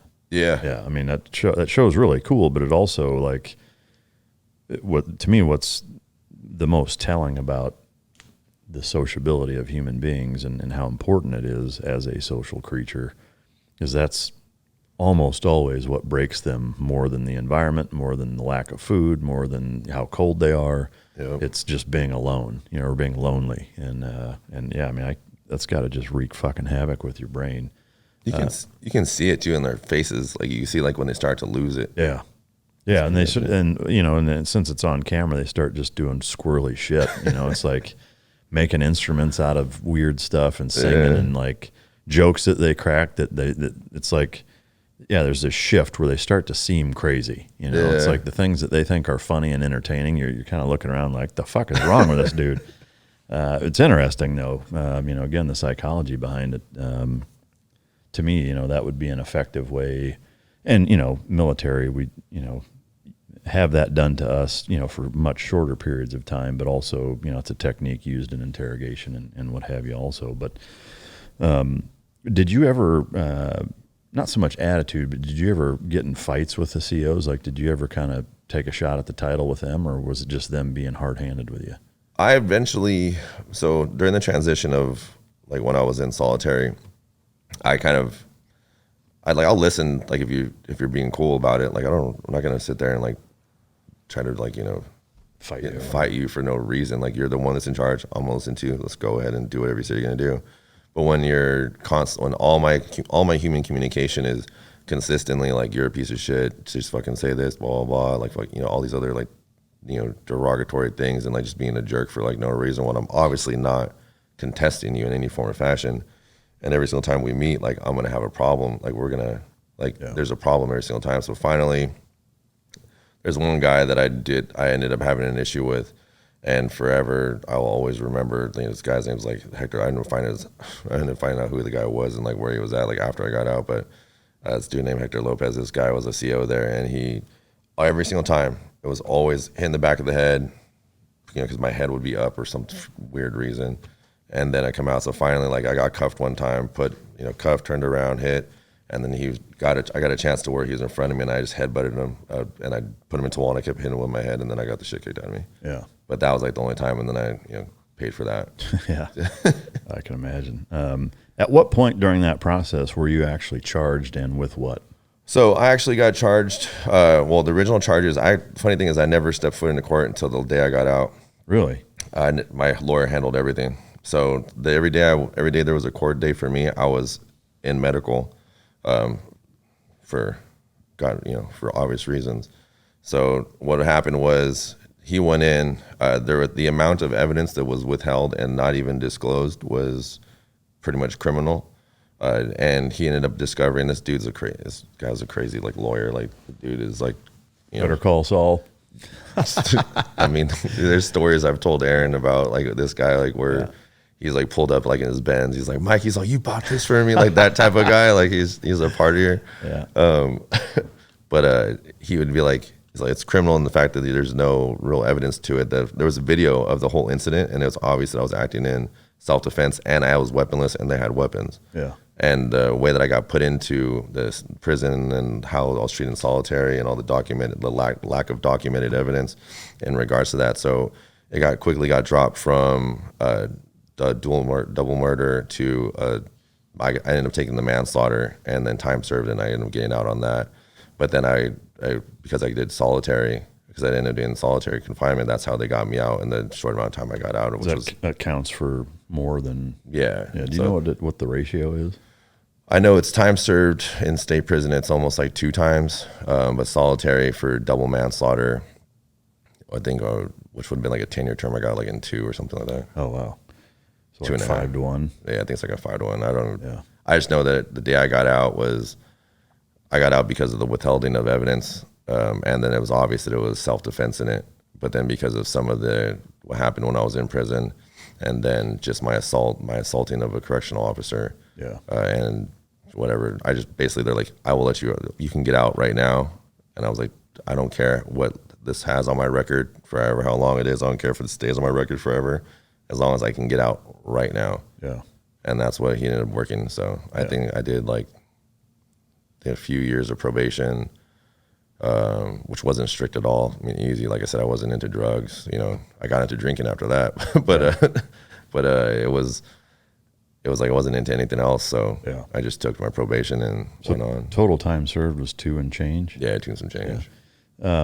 With that, like because of how everything went down, and it sounds like it was not within the parameters of the law. Was there any discussion about suing them for? Yep. Yeah. Did you guys do it, or No, I didn't. Just like if you let me out now, I'll fucking drop it and move I on. ran away from that so fast. It was It was one of those times in my life where I was just like, people say like, oh, I would go and wish I can go back in my life and like redo things or like go through that. Like that's one of the times in my life that I wish that like was erased, like didn't happen, because the amount of like PTSD, I was like use the word PTSD, but the amount of like stress and like stuff I had to go through while I was going through that, especially with my life going up to that, was just insane. Yeah. It was just one of those things where I'm like, what, like this isn't real life, like this isn't happening. And for years after that, it played into how I dealt with a lot of things. Oh, I can imagine. What was the breakdown ballpark percentage-wise of time spent in solitary versus general population? I was over a year in solitary. I think I was around, so the whole process in county into Soledad, I was around 13, I was like 13, 14 months in solitary. So the entire time in prison was in solitary? Yeah, most of it, yeah.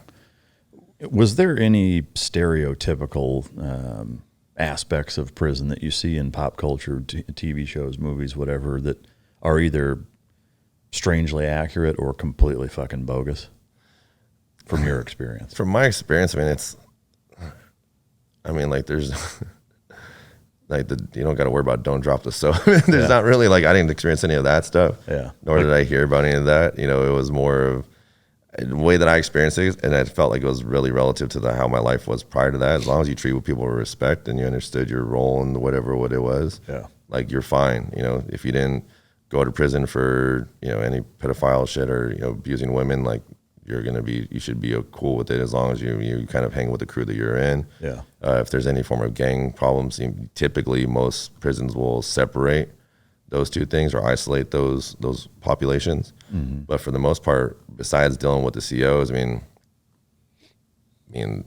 everyone else there was, to give you an example, in my mind, when I look at prison, the prisoners aren't even like a thing to me.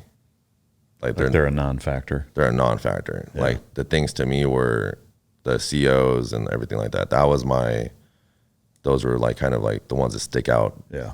The biggest in my mind. Yeah. Spending that amount of time in solitary, did you work out a lot? A lot of push-ups. Like, were you in pretty good shape when you got out? Nah, I guess so.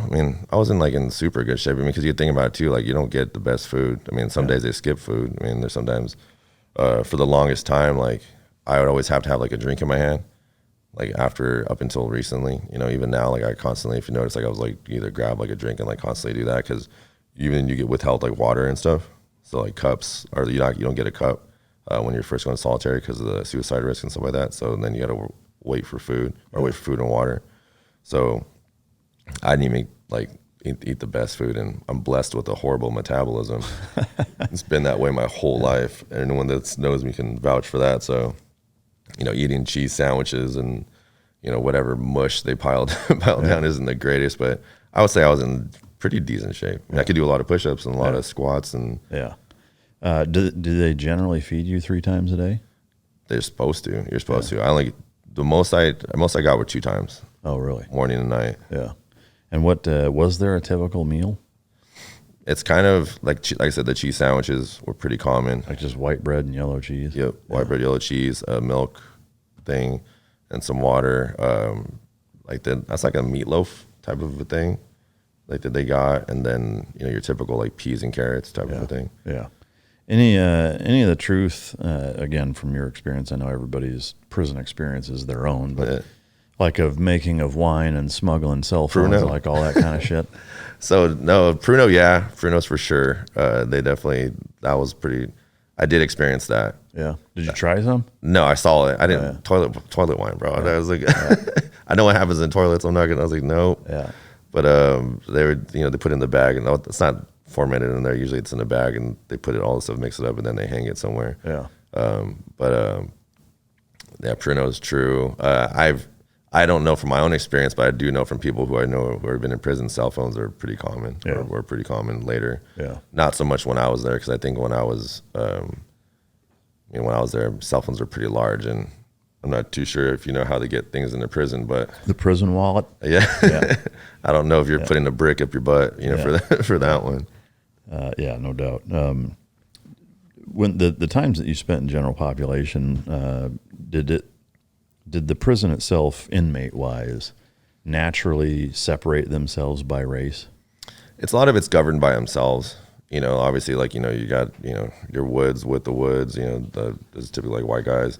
With them, you got a lot of the African American population with them. They're dealing with their own stuff. Others stay with others. Hispanics stay with Hispanics, but it's usually pretty well governed inmate wise. Do you know why it goes right to race? Right, like it seems like a strange. It's to me. See, I felt it was kind of odd just in general because, if you look at me, I'm pretty ambiguous looking. So were people like, well, what fucking group are you in? They're trying to figure you out, or what? I was lucky enough to kind of know some people already, or have lineage, people who knew kind of where I was at with people at that time. Yeah. So I knew some people from the woods because I knew people from Hell's Angels and stuff. So I knew some people from there. I knew some people from some of the black gangs because I lived one of my best friends' families in the house next to me were African American people, so I knew all that stuff. So I knew a lot of the black gang guys. Others, it's kind of easy stuff those, usually it's typically some Asian, and because of my associations with SOS, the people I knew from them, you kind of realize who's who and where. And it's more so not them knowing who, I am. It's more of me knowing who they are and what not to mess around with. Yeah. And not stop and do things. Was there a group that you tied yourself to? No, I stay kind of in the others. I try to stay by myself. Yeah. What, you mind if I ask what ethnicity are you, or are you just... I'm Mexican, Japanese, Samoan, Portuguese. My ancestry DNA is 20 different things, but mostly I'm Mexican, Japanese. I think it's Welsh, Samoan, and Portuguese and stuff like that. Really? And the SOS gang growing up was the most prominent one in the area you were in? They were just in the back. So they're in the Valley Palms area. They're the more prominent one that I knew of. There was more associative based back then. I mean, obviously you have your your norteños and stuff like that are around, but that was the only organized gang that I knew besides the the Hells Angels that would be around typically. Where does the last name Jones come from? I have no clue, man. I looked that up in my freaking I think it's the Welsh side. Yeah. Because the ancestry DNA shows you where this came in. Yeah. So I don't know. Is that your mom's maiden name or your dad's name? My dad. Oh, okay. My mom's maiden name is Martinez, so that's where the Spanish stuff comes into. Yeah. All right, so you finally get out.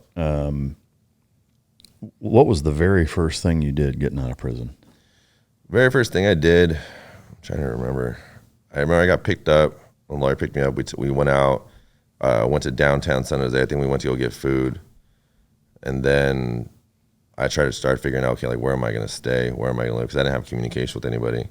So then I kind of figured out where everybody was going. I think I went to go see my mom.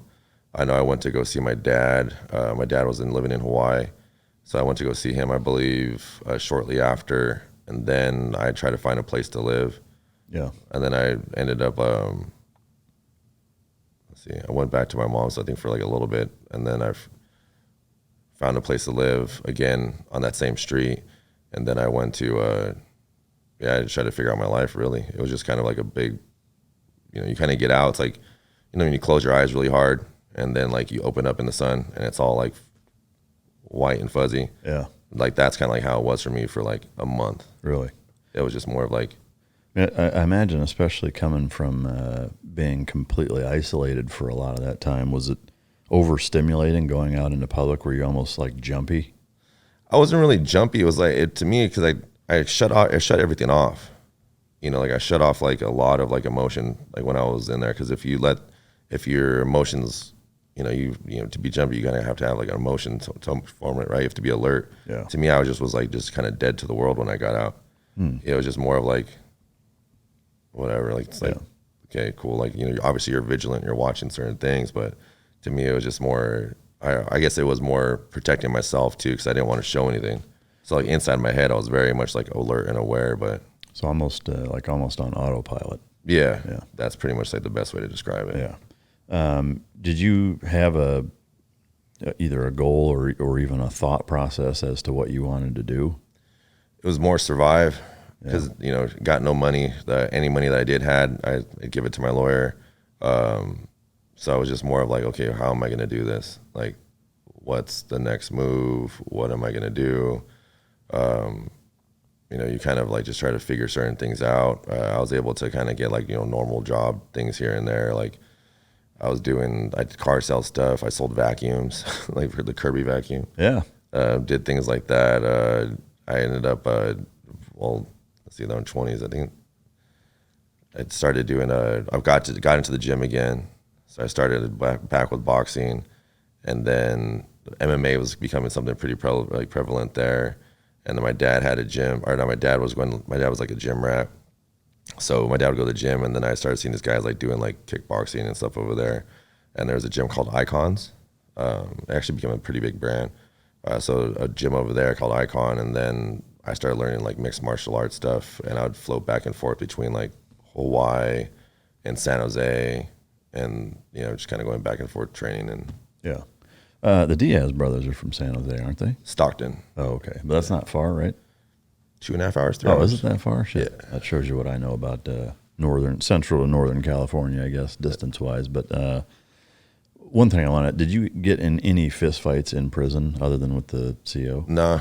Like I said, everyone kind of governs themselves. As long as you don't like start stuff or try to act like a tough guy or anything like that, then like, obviously you got to stand your ground, but like, pretty good. Yeah. So you start training, doing a fair bit and doing some odd jobs. Did you have a goal of fighting? Did you have a goal of starting your own business? How did that all kind of meld together and get you to where you started to get into dogs? And then how long of a process was that? So once I got into like training, I was kind of going through like a massive like I don't want to say like depression, but it's like slump as well. And I started going out. This is where the whole Mike Jones thing comes in.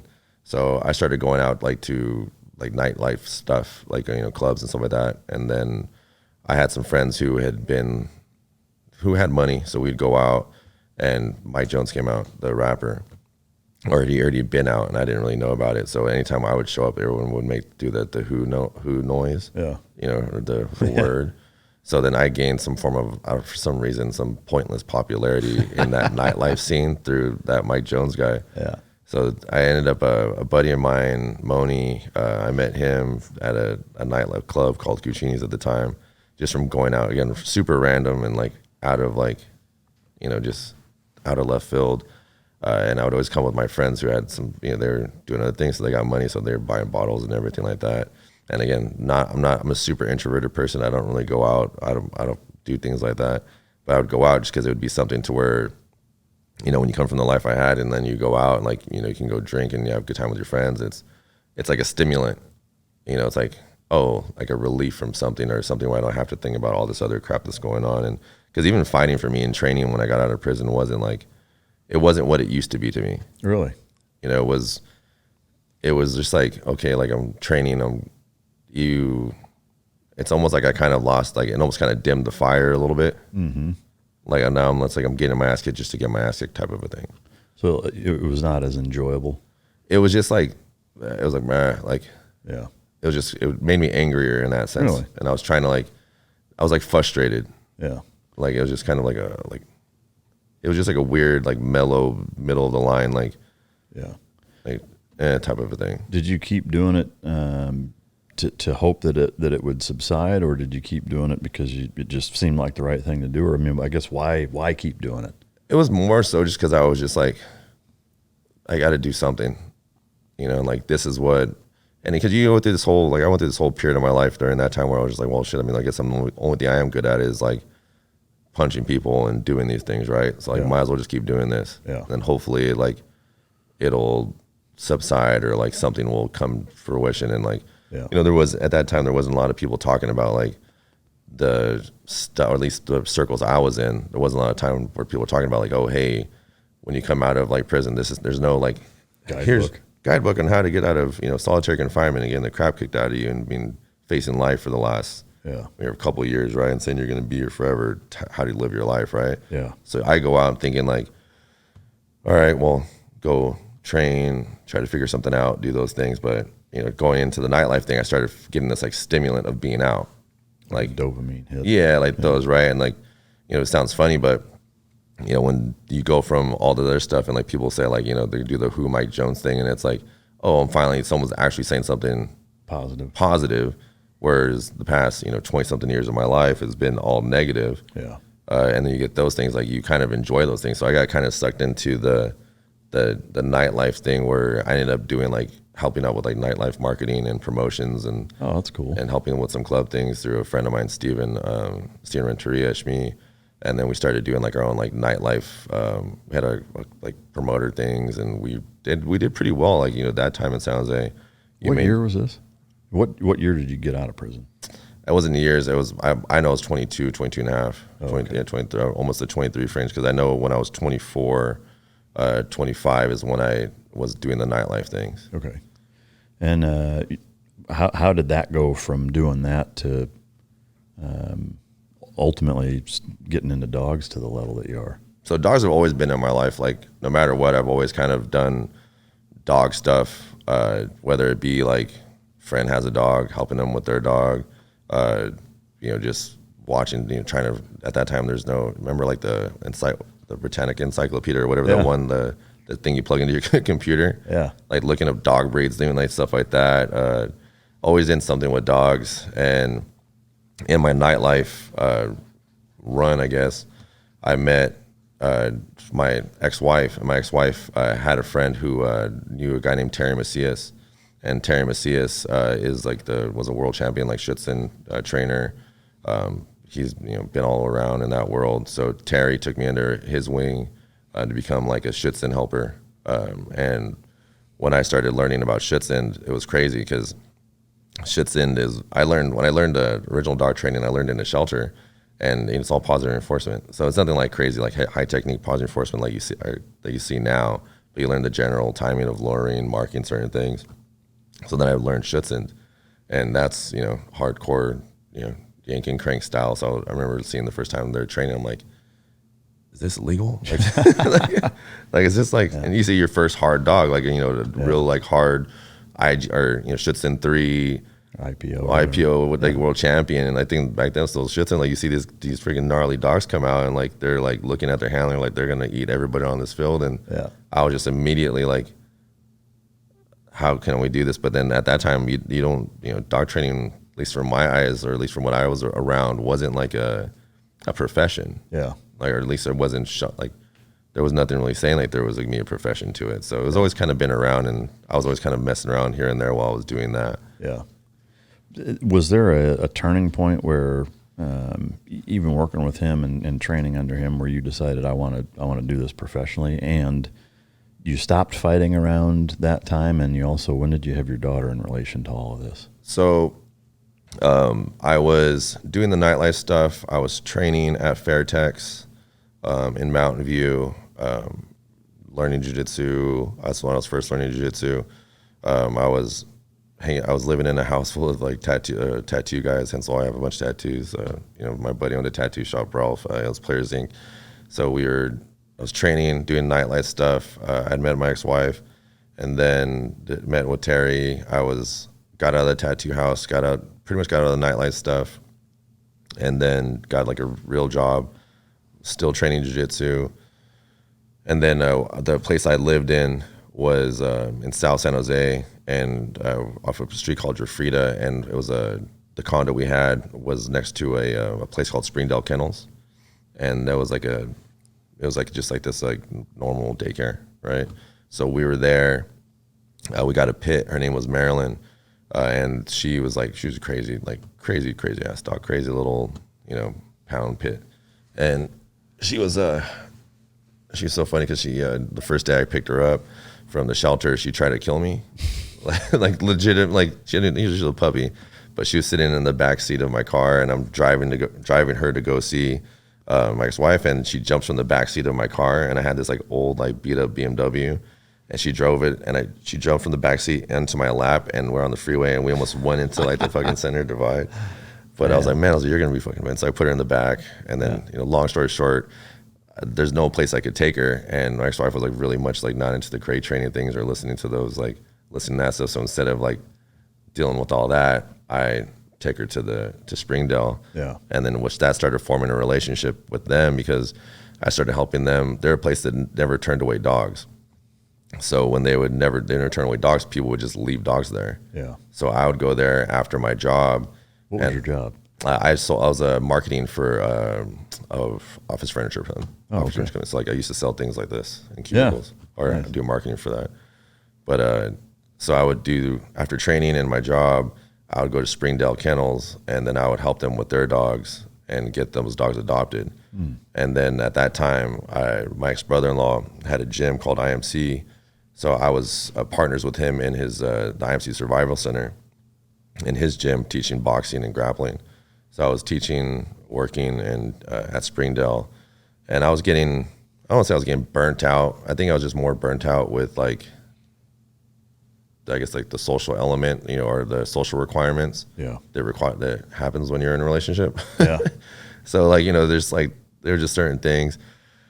So I remember having this conversation with the kennel manager, and he was just like, just do this full time, man. Like, do this full time. And at that time I had seen like another company, they were doing really well, and I actually volunteered like my time. I was like, hey man, I'm a shits and helper. I understand, this stuff, I can kind of help you, wherever you need, or, I can work here, like whatever. And then the guy was just kind of like kind of a dick about it. So he just was like, brushed us off. So I talked to this guy named Jeff, and then I talked to my brother-in-law. I was like, dude, just started like at the survival center, say you'll do, behavioral classes and stuff. So then I just started, I was like, all right, I made the leap. This will be fun. So this is one of my last like epic physical fights. Yeah. We were at, I'll get into that one here in a little bit. It's pretty funny. So I started doing dog training full time, or not full time. I started adding it to my weekends. So I'm still at the gym. I'm still at freaking Workplace Emporium, and going to Springdale. I have this, I was doing personal training at the time too at the gym. I had this thing called like the Primal workout, which is based on like the physical movements, like all functional fitness type of thing, like whole body workouts. So then I was like, damn, I'm trying to think of a name. And I was just thinking about like, I've always, for me, my kind of like a saving grace, or like a comfort blanket to me has always been dogs. Cause like how we can just communicate with them, and, just through nonverbal communication. Right. So then I was like, all right, well, maybe the Primal Canine, because, just the natural relationship with our dogs, like the primal relationship we have with them, that's like non-communicative. Yeah. So I was like, that's where everyone thinks I do Primal Canine because it's like some cool aggressive name, but in reality it's like the softest, like, how we communicate with our dogs type of a thing. Yeah. So that's where Primal Canine came in. So I started doing that. Business kind of took off because I had Bear at the time too. I had a dog named Count, all bullies, pit bulls and American bullies. And then at this time I was getting like, I outgrew my space that I was allowed to use at Springdale. So I didn't, and they gave me a free space to train. All I had to do was help with some dogs. So I didn't want to step on their toes whatsoever. So I found this little warehouse in San Jose by my job. So I can go from my job to the warehouse and train there. It was called The Cave. It's like a smaller version of what I have now. The place I have now is like a tribute to The Cave. Oh, nice. That's why it's the black walls and like the tin and everything like that, because it's like a tribute to it, because that place was like a 900 square foot place. Now I have like a 17,000 square foot building. Yeah. But so The Cave's there, and then things are kind of boiling up. My daughter had just been born. So I was like, all right, dad life, doing these things, trying to prioritize certain things. And this is the fun this is the fun part where the aggression always comes to play. So I ended up being at my job at Workplace Emporium, and like every Friday they do this like thing where like we have like drinks together, like just kind of like a team building thing. Nothing crazy, but just like, everyone kind of hang out. Yeah. So we ended up having some drinks in like the break room. The boss just hired the wife's brother. Oh God. Yeah. So I know where this is going. Yeah. So the dude's not really doing his job. Everyone doesn't like the guy. The guys are giving me, crap and everything like that because of like, at this time I'm doing a bunch of different jobs. I'm constantly working, and like, you know, I'm kind of like a heads down work move type of guy. And this dude's like, he gets too much alcohol and starts talking shit. And finally he said the wrong thing, you know. He's like, said something about me not prioritizing something with my daughter. So I get up, turn my ring around so I didn't lose anything on my ring, and then like wailing on I ended up knocking this dude out. And that's how I formally quit my job. Oh, no shit. Yeah, so then I, you know, walk out. At this time I think like, dude, I'm going back to jail. Like, I mean, you weren't on probation still then, right? No, I think I was out of probation, but it was still on my record. Yeah. So now it's no longer like one strike. Yeah, so now it's like off my record. Like I'm good because I did my time with that, and it's part of my deal. So in my mind, I'm like panicking though, right? I just had my daughter. You know, life's doing pretty good, and last time life was doing really good for me, all this stuff went away, right? So like I have this like thought process, like I'm panicked, I don't know what's going on. So this is the other funny part about it too. So I go to my car and I'm like, dude, you know, screw it. If I'm going back, like I'm gonna go back. I walk back into the office and they're getting the dude up. Or dude gets up, he said something. Then I don't think he said anything wrong to me. Hit him again. And then my boss comes up to me, he tries to grab me, and I grab my boss, and I tossed him, and then I finally was just like, fuck you guys, like I quit, you know, this is it, blah, blah, blah. And then I ended up walking out. I ended up apologizing to my boss, Mike DeVol, because he was just trying to do his thing. He was a dude just trying to live his life too. He has his own, you know, hit his own demons going on. So I ended up leaving there. They ended up giving me the marketing position, but remote. Really? Yeah, they ended up giving me the marketing position, but remote. So I was able to make money, making money, helping them with their social media stuff. So you didn't lose your job? I mean, you quit, but then they hired made a contractor, yeah. Oh, shit. Yeah. Man. I guess, so your boss didn't like his fucking brother-in-law either, I take it. Oh, man. So a quick story on that. So that day, I'm having this existential crisis, whatever in my head, what's going on. I get back to my house in Morgan Hill. My daughter, I think was Ivy born yet? I can't remember. I don't think she was born yet. So I think he made some comment about my ex-wife about being pregnant, me not being there. That's what it was, because my ex-wife was still pregnant at term. And my boss's wife shows up to my house drunk. So they live in Santa Clara. We live in Morgan Hill. That's a 40-minute drive. Yeah. She shows up to my house trying to fight me because she's like this old like Taekwondo, like she was a heavyset Romanian lady at the time, but I guess like in her teens, like she was like this like Taekwondo champion. So she tries to fight me in my front yard. So I'm like, her name was Olivia. I was like, get inside, like let's just have a couple of drinks, chill out. You can sleep on the couch. She gets crazy. She gets kicked out of the house. I think she got in trouble for something like after that. But then that's how I ended up getting my contracting job, I think. Because she showed up. She showed up at my house. Oh, okay. So I think that's how I think he kind of felt bad. Like, yeah. So he did, the dude you punched didn't press charges. They didn't call the police or anything. Nah, thank God. Yeah, that's nice. Yeah, I thought that's why I was panicking. I'm like, yeah, dude, I can imagine. Yeah. So all right. So you get the contractor gig. You keep doing that. And so was Primal Canine in existence at that point? Yeah. Okay. And what was the main, I guess, gig at that point for you? Was it mostly pet dog stuff? Yeah, it was all. So I wanted to help as many behavioral cases as possible, because in our area there was no one that dealt with dogs who had like severe aggression, like actual aggression, you know, or even dealt with dogs with reactivity. You know, like there was no help for them. It was either, okay, you either fit this program or you're getting euthanized. Yeah. So I did a lot of my services in the beginning for free to like the local shelters, Santa Clara County. I tried to help them as much as I possibly could, because I had money and I had a stable, you know, list of clients coming in often. So I was like, all right, cool. So I would just deal with a lot of behavioral cases. I'd worked with a lot of different rescues, you know, anywhere from like pits to, I worked with the Bay Area Shiba Inu rescue, which is, I'll tell you what, man, like we talked about like sketchy dogs that want to bite you all the time. Like Shiba Inus, man. That's a lot of them are that way. I've been bitten by a lot of dogs, but like probably one of the more periods of my life getting bit by Shiba Inus were really, it was nuts, man. Those things were freaking violent. Like, oh, shit. Yeah. So I ended up working with those like shelter things, but it was mainly behavior mod, rehabilitation, dealing with cases that other trainers would throw away or wouldn't work with, and trying to practice a balance for them too, because then you had no real balance really in that time. It was always like, either or it wasn't really talked about. It was either like heavy positive reinforcement or highly like, corrective. Yeah, it was like one or the other and not balanced. Were there any Shiba Inus that were solid, or were all of them that you dealt with a pain in the ass? Oh, there's a really cool one. His name is, I still remember him. This is over like a decade ago, I think. But named Beckham. These people, they were like really like fitness instructors and everything. Yeah.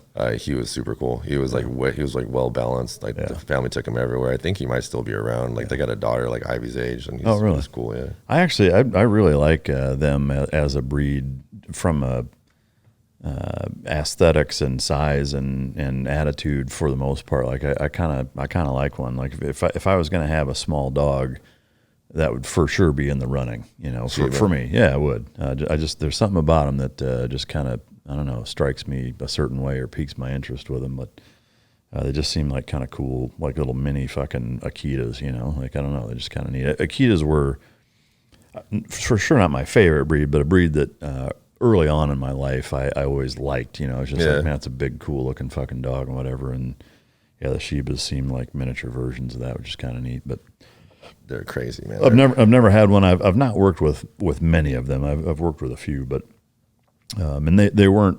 I didn't have any huge problems with them. It was all pretty standard stuff. But I think anytime if you're working with a breed specific rescue, like those are always going to be generally the worst examples of whatever that breed is. You know, so I guess it's not surprising that most of them were a nightmare. But did you keep doing that until Primal got to the point where it was big enough to where you could quit your job and kind of needed to?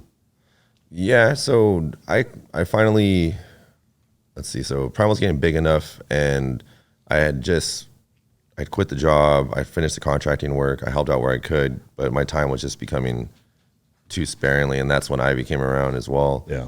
So my time was getting too much, so I quit the gym, I quit the job, I was just Primal only, and then, Ivy was born. So like I was just like, okay, like now, like this is pivot. Yeah, 100% focus. This is where we're at. Yeah. And like that's kind of where life just kind of took a turn to like, okay, well, everything's been in overdrive and all these different avenues and like, roads, but now we're just single focus. Yeah. This is where we're at.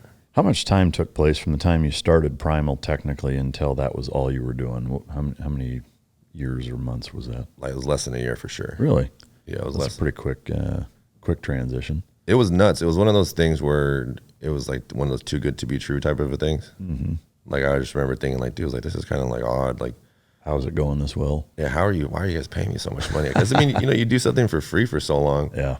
You don't really think about it like in like a monetary sense. And the way that I think about dogs and dog training at that time, like Erin makes a joke all the time, like I'd be working dogs for free if she let me type of a thing, right? Yeah. Like it's always one of those things because you do it for free so long, and you do it for the love of the dog and for what you're doing that you don't think about the monetary aspect of it. And then people just start handing you all like wads of cash at the time, and you're like, wait, I could pay my bills like that? Yeah. It almost has like an illegal feeling to it. Yeah. Well, I mean, it's I think it's indicative of, if you just look at society at the macro, kind of dipping into some business lessons is, I get asked a lot, entrepreneur lessons. I'm sure you do too, whether it's people that are in the dog industry or even completely outside of it. But to me, that's kind of step one is, yes, you have to be passionate about something that you're doing or whatever it is that you're doing to be really good at it and do it for a long time. But there's also an element of, you have to look at the customer base, what type of customers they are, how affluent they are or not. And typically, if you can afford to own a dog, usually, like you can probably afford to have it trained. I mean, obviously there's homeless people with dogs and whatever, but generally speaking, I think if you look at the biggest cross section of typical dog owners is it's a family member to them. They're going to prioritize it, and they're going to pay for whether it's products, training, what have you. A lot of them or most of them will. Are there any, from a business lesson entrepreneurship standpoint, lessons that you learned or that would that you'd pass on or have done different in that first super early period of starting Primal? Oh, business wise, get a good accountant. Yeah. Like, that's the financial aspect of things is definitely important. You know, I think we focus. I think a lot of the times when you're doing business, like a lot of things come at you pretty quickly and they can get out of hand really fast. But I would say, like, you know, look at the business aspect, the financials, learning what to do with your money is really important. Yeah. You know, entrepreneur side, I mean, like with us, we kind of like paved a way in that sense because the realm of like social media hit when like we were starting to. You know, like I guess Instagram was like pictures. You know, Facebook. You know, we just made the leap from like MySpace to Facebook type of a thing. You know, I think I had some of like my first like YouTube videos were like, you know, I think that's like the social media that we had, right? So I mean, like learning the game on that side was pretty important. And then, you know, for us, like it was more about people needed to know they could train their dogs or get their dogs trained. Yeah. You know, because you know, when we were in San Jose, it was a lot of them like people were like, well, my uncle's had like labs for the last 20 years or like German, you know, that whole story, or like, you know, get a dog and not knowing that they needed to train their dog, like they're thinking that it's just gonna end up like, you know, the movie like Bud, like Air Bud, like there's like that, like, you know, in their house without training and showing them, hey, like you can train their dog and do things. So putting the information out there was important, and using social media to put the information out there that you can train your dog and doing those things was important too. And just kind of, you know, and I think the other thing too, like kind of if I were to go advice with it, you know, not necessarily using, for me, because social media wasn't super huge, but it was the guerrilla marketing aspect of things too. You know, making sure you're out there, you know, you're pounding the pavement, you're in front of people, you're, you know, handing out flyers and still using that. I mean, that's the practice that me and my guys still use to this day. You know, we're out there, we're in front of people, we're not just on a, you know, phone or anything like that. Yeah. But the actual work that goes out there in front of people. So I would say like the big things in the beginning are just, you know, get out there and, you know, obviously understand the business aspect, the financial side of it. Yeah. Yeah. It's interesting. I mean, and this isn't just specific to dog trainers. A lot of people that are very good at something, you know, and start doing it as a business, I think where a lot of people trip up is not realizing that being good at business is very different than being good at whatever it is that your skill set is. And being a good business person is its own skill set, you know, because I know a lot of really good dog trainers that are fucking horrible business people, you know, and it's not even a knock. It's just, that's the reality, is that they're so focused on what they do that, you know, it's like they don't do a very good job at running it like a business, you know, and it is tricky. I mean, I've certainly learned plenty of lessons the hard way, but Primal Canine, you pivot into that. If you could kind of walk us through the growth of Primal, what you were doing professionally for that, and then how Canine Street League came about, and then ultimately the Valor program. So Primal Canine, let's see. So I go full time into Primal. Ivy's born. You know, I have her, or when Ivy was first born, her mom had a pretty bad postpartum, so Ivy was with me like a lot. Like, you know, her mom and I were always like at the shop. She'd come with me. She'd be in a stroller. I'm doing bite work sessions. She's a little baby over there. And then her mom gets a little bit better, so I started going. I'm not necessarily so much at the shop. I'm having like my sister and like her boyfriend and a couple other apprentices like help me out with the overflow of clients, because we were getting a ton of clients, like tons and tons and tons, like 60 dogs a month type of a thing. All pet stuff? Mostly, yeah, all pets, like 99.99% pets. Occasionally I get somebody who wants to do some like shits and work or personal protection. You said 60 dogs a month? Yeah. Wow. It was getting crazy. Like it was. How many of you guys were there? Like, was it? It was only me, my sister, her boyfriend. I had 2 clients turned apprentices. So there's about 5 of us, Wow. But we're running through a bunch of dogs. We weren't doing tons of board and trains yet. I would do board and trains through Springdale. So like people would drop them off at our shop, and then we would take them to Springdale at night, pick them up in the morning, and do stuff like that. So we had a kind of a program with them. Yeah. So we had it like that. So it was busy. Like we were very, very busy. So things are getting crazy.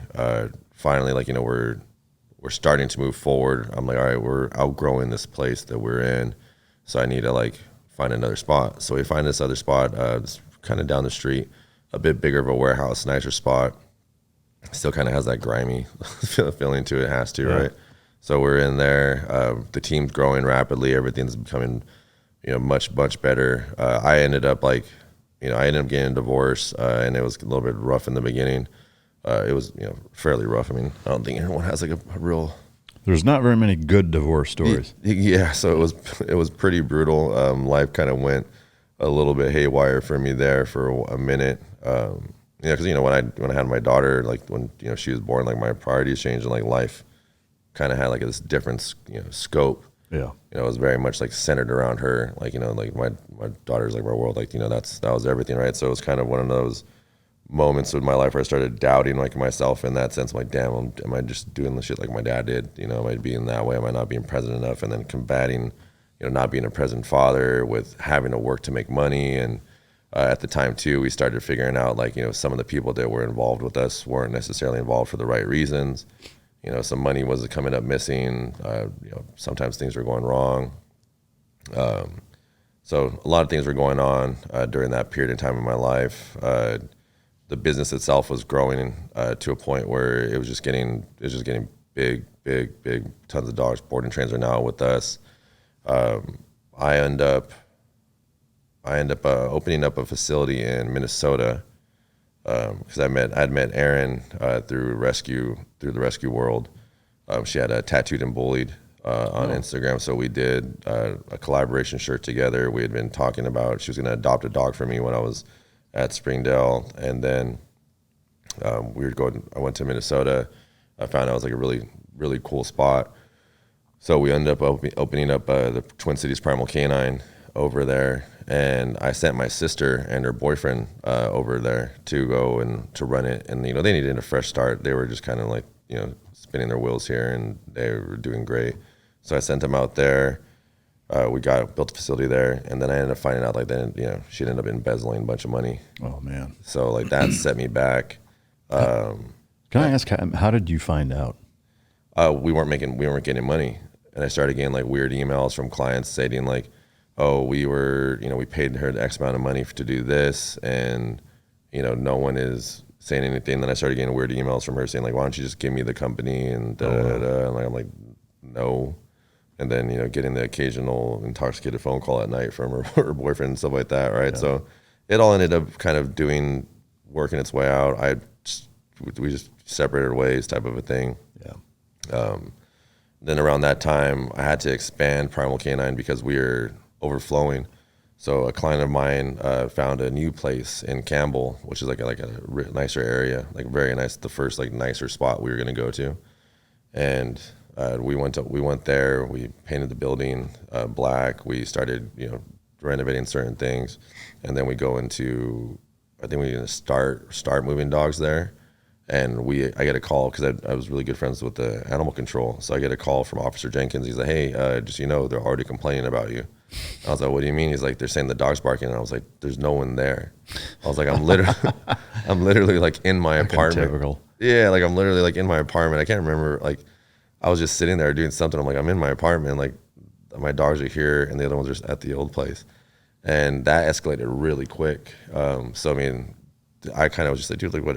I'd brush it aside. I applied for our conditional use permit, and the one thing that they got me on was that we were within 150 feet from a dwelling, 150 yards from a dwelling. But I thought it was okay because right down the street there was multiple daycares in the same area. Mm-hmm. So I was like, all right, this is gonna blow over. Animal control's cool. We're very transparent. We've been in business for over 5 years now, so we should be fine. Or yeah, 4 or 5 years. So we go in there, the complaints start compiling, false Yelp reviews from across the street start coming in. We ended up getting our business license suspended and basically told we can't operate anymore. Oh, wow. And I fought that, and I just kept operating. I was like, well, I got to make money. At that time I was I had just got done living in my facility because I took a pretty big hit from the divorce. So I'm barely getting like out of a hole. So then I'm like, all right, well, I got to make money, so I got to keep going here. And times were tough, and then we lost I lost like my ass on like the Minnesota location, and then when I invested into there, so I'm like just struggling to make money here. And I got the people writing Yelp reviews, so like, all right, I got to take care of staff, I got to make sure everyone's good, and we go through that whole process. We ended up losing that court that case. It wasn't really a case; it was more of just like a a hearing. They voted in favor of that community to be like, no, you guys can't get your conditioning permit. You guys actually got to leave. So luckily, I had a pretty cool landlord who let me kind of like pay as what I could for the remainder of the lease and get out of the lease. So we get it out of the lease. We found a spot in Morgan Hill. We moved to Morgan Hill, and kind of a similar thing happened there. It was like a brand new building. The landlords were kind of like nonchalant about things. They okayed it through the city. Everything was fine. And we went there. We started, rebuilding Primal Canine, doing a bunch of stuff. We were, I think at that time too, we were filming like a documentary at that time too. So we had a video. We always had video guys with us. So it's all kind of cool. Like they had this whole thing where they got us like from the beginning all the way to there. So we were filming this whole thing, and I can't remember if we had just done the documentary, like little small premiere for like our staff and like for the clients and stuff like that. Because we were supposed to get picked up, but then something happened with it. And then right after that, like they basically, Morgan Hill was like, you guys got to go too. Oh man. So they ended up changing their zoning because of us over there. And we ended up moving to Gilroy, and we got we had one property while we were looking for an actual like warehouse, or at least like a commercial building. So we went to this one property. We ended up getting out of there, found a commercial building next to these outlets, which is really cool. It did serve its purpose. And then around then, like the pandemic hit. So then this is when like the pandemic hit. We just started an online university, the Canine University. So we were doing the online shooting stuff. We were doing live courses. We were doing a bunch of stuff going on there, and pet training. And then I started like a podcast. We were doing this whole community outreach thing where Primal Canine itself was on every Tuesday or every Wednesday, we were paying for tacos to anybody who was affected by the podcast or by the pandemic. Oh, nice. So anybody who needed food can go to this place called Margarita's in Morgan Hill and get free food on us. Like we took care of that throughout the whole pandemic. So we kind of did this whole like community outreach thing and tried to help everybody over there, which in return, was cool because that showed it. And our community kind of supported us as well.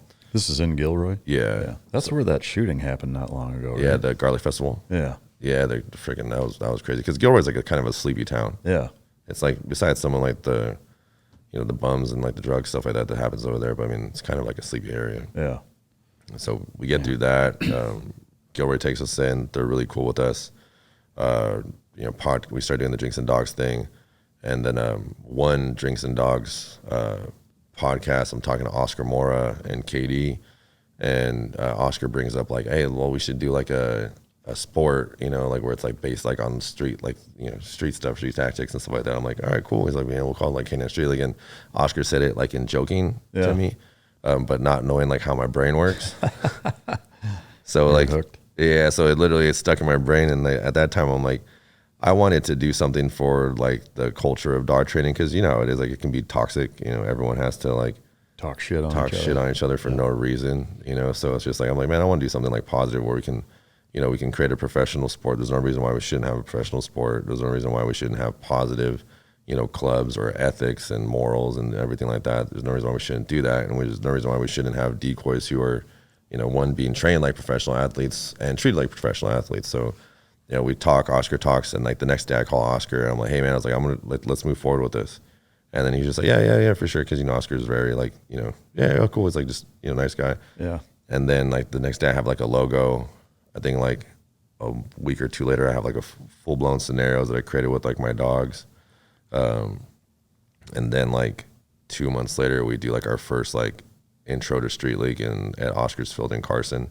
Oh, nice. And then I do like a decoy cert with like all of our dogs, have everyone kind of understand, like that's where like the running concept came from. Yeah. Like the certification process. And then ever since that, Street League itself is just kind of like taken off. It's been pretty, I mean, I'm not approaching it in the way that like typical sports do. Like I'm not doing a bunch of trials. I'm not just basically putting out a bunch of stuff to put out a bunch of stuff. Everything that I want to put out has to be like, specific standard of quality and presentation and organization and, making sure like, for example, like our events, our trials, we have commentators there. Like you can go on YouTube and watch them. Like You know, Katie Matthews is one of our main commentators with Bob Owens.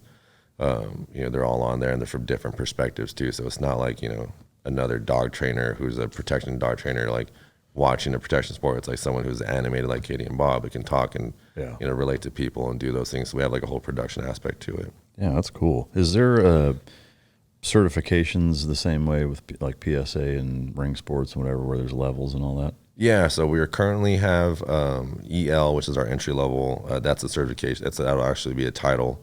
And then we have our ones. The ones have like one person, Donnell Sykes from South Bay Malinois and Mongo are the only ones that have a one from that. So I mean, it's pretty cool. They got that down when we were in Carson, this one of our last trials. Not the one we did in Florida, but the one we did in LA. Yeah, that's cool. How would you characterize the difference or contrast between Street League and PSA or anything else? So the way that I created Street League, because again, we're not doing a bunch of like trials. Like, so I want people to be able, like, if you do like PSA or you do Ring or you do Mondio or, you know, besides like Schutzen, like, you know, or IGP or whatever they call it now, like you should be able to, or APBDA, you should be able to keep doing those trials, keep training in those things. But a Street League event comes in, if you're training that way, you should be able to go ahead and participate in it too. So even down to the way that the decoy catches the dog, you know, in French Ring or Mondio, usually it's the post leg that the dog will go for. You know, the decoys that we train in Street League can catch a post leg as well as a swing leg.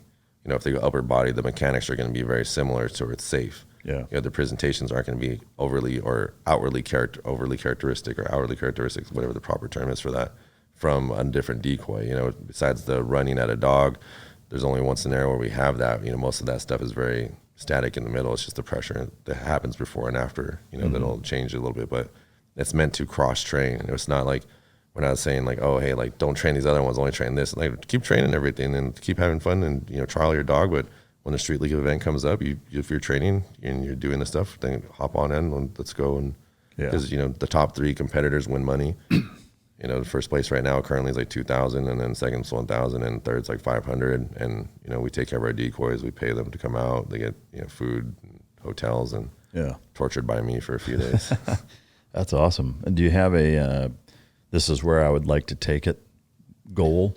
Yeah, so ideally, I want it to be like a world sport, and to where like the average person can watch Street League and be like, oh, this is what the point system looks like, so you can tell.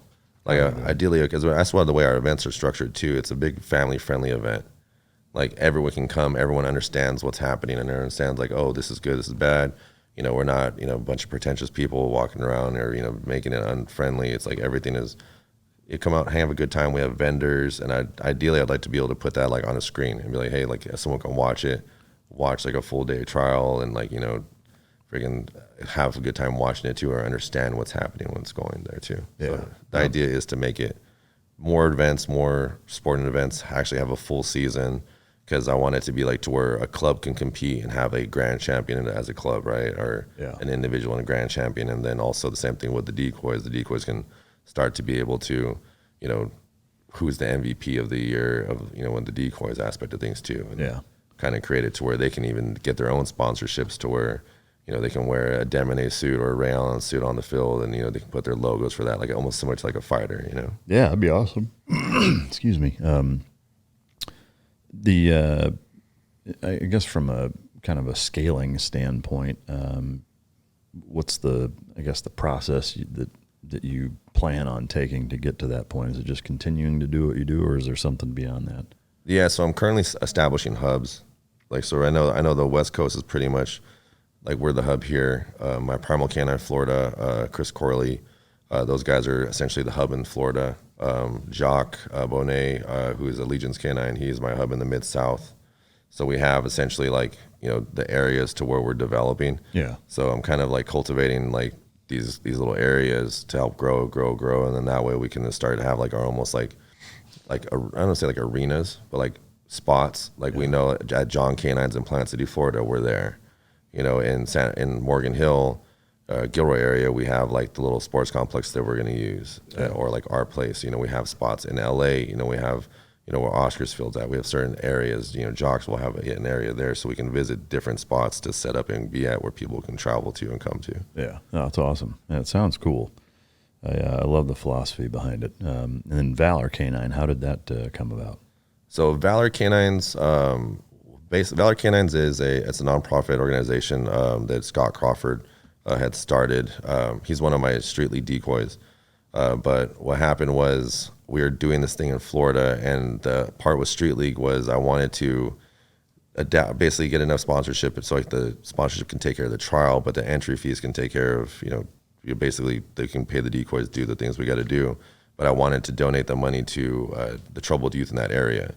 That's always been like the goal with Street League for me, was to make sure like to help the youth in that area, maybe introduce them to dogs, and similar to the way that dogs helped me and got me out of a lot of stuff and got me to the life I'm in now, do the same thing. So I brought this to the attention of one of the guys that I was working with in Florida, and Billy, and he was like telling me, he's like, well, he brought the attention to me of like human trafficking and like all the stuff. He's like, well, what do you think about doing, helping with human trafficking or donating to that? I was like, absolutely. Like I didn't about it, but you don't really know about it until like you hear like there's a more. She always tells me, she's like, once you know, Mike, you can't unknow these things. Yeah.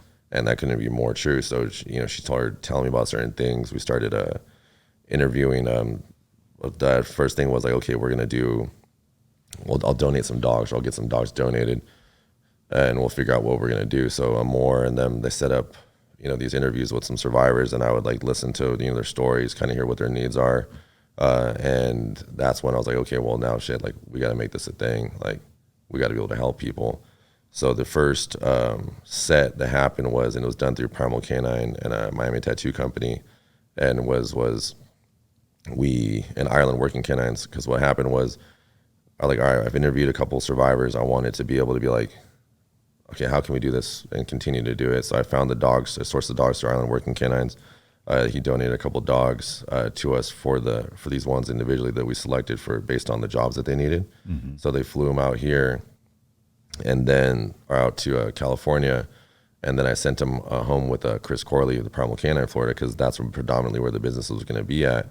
So meanwhile, I'm doing this stuff with these puppies and the survivors. We're seeing how we can do more and more of this. And Scott Crawford, he wanted to do something with Valor Canines where he helped rehabilitate veterans. He's a veteran himself, was rehabilitate veterans through dogs and teaching them how to train dogs and do those things too. And then he was aware of the human trafficking aspect of things that we were doing, and he wanted to get involved and help as well. So he met Kim, who's one of our survivor advocates, and survivor herself is getting one of our dogs, and he was introduced to everything that we were doing. So he set up the nonprofit in a way that we can do more, and we can get funding, we can help more survivors and continuously do things, because the issue that we were running into was that there's so many survivors out there that need the help, and need these dogs, and there's just not enough time. For like joking around, like when I run in the morning, for a long time when I was running in the mornings, like I was on like calls with like survivor stuff. I was in calls with my partners in Florida, checking on the dogs, making sure everything was going good, constantly, and like seeing how can we afford to do this? How can we make sure we're taking care of this? Because again, we're dealing with a variety of different things. So Scott went and he did the thing. He assembled a team to help basically start Valor. So we have someone who can help with our media stuff. There's someone who helps the financials aspect of things. Are people who write, who go write and go get grants, write for grants. So we got like I'm essentially the director of training there. So that's how Valor came about. And yeah, it's just been a whole big whirlwind of craziness out there, especially with like the human trafficking stuff. Yeah. Where do you want to take that also? Is there a 5-year, 10-year, 2-year plan that, is there a point that you want to get it to, or is it just continuing to do what you're doing with it? I would like to, ideally I want to help as much as I can. Yeah. There's the goal of Valor is very, at least for me, I can't speak for the whole team. I know for me, is I want to be able to help everybody I possibly can. Mm-hmm. Once you hear like some of the stories, once you hear how people, like human beings are treated, and just how this human trafficking, it's a massive problem. It's the second biggest crime in the world outside of drugs, and the only reason why it's like outside of drugs is not more.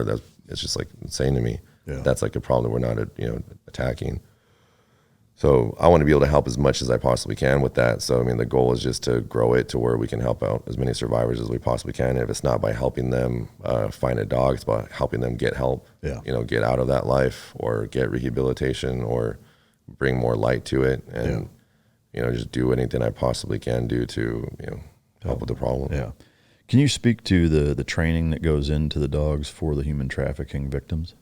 Yeah. So one of our dogs actually is getting, one of the survivors is actually getting a personal protection dog because she's in the field, like she's active in there. She's no longer, she's done with her programs, everything like that. She's actually helping like SOs and everything like that extract survivors and everything like that. So she's like in the field. Oh, wow. So she's out there.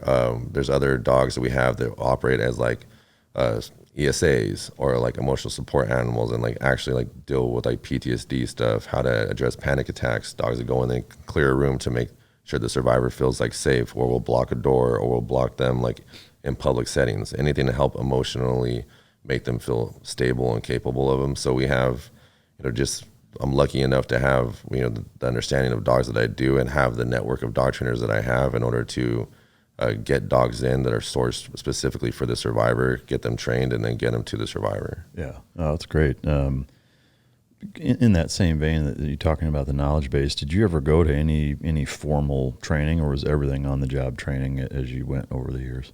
Everything's been on the job. Yeah. So, I mean, largely same here. Like I never went to any actual schools or academies. I mean, I've been to a shit ton of seminars, but it's dog training's a strange industry that way, and that there's, and I'm not necessarily even advocating for a standard, because who's running the standard? It would be my first question and biggest heartburn with whoever's certifying or trying to standardize training, because it's just there's so many different elements and it can be so different. But I would say overwhelmingly the best dog trainers I know are on the job training people that that just either grew up with it and have done it for a long time, or were helping people out with problem dogs, or came from shelters or what have you. But do you have any desire to get like a master's in animal behavior or anything like that? Have you considered doing that, going that route? No. Yeah.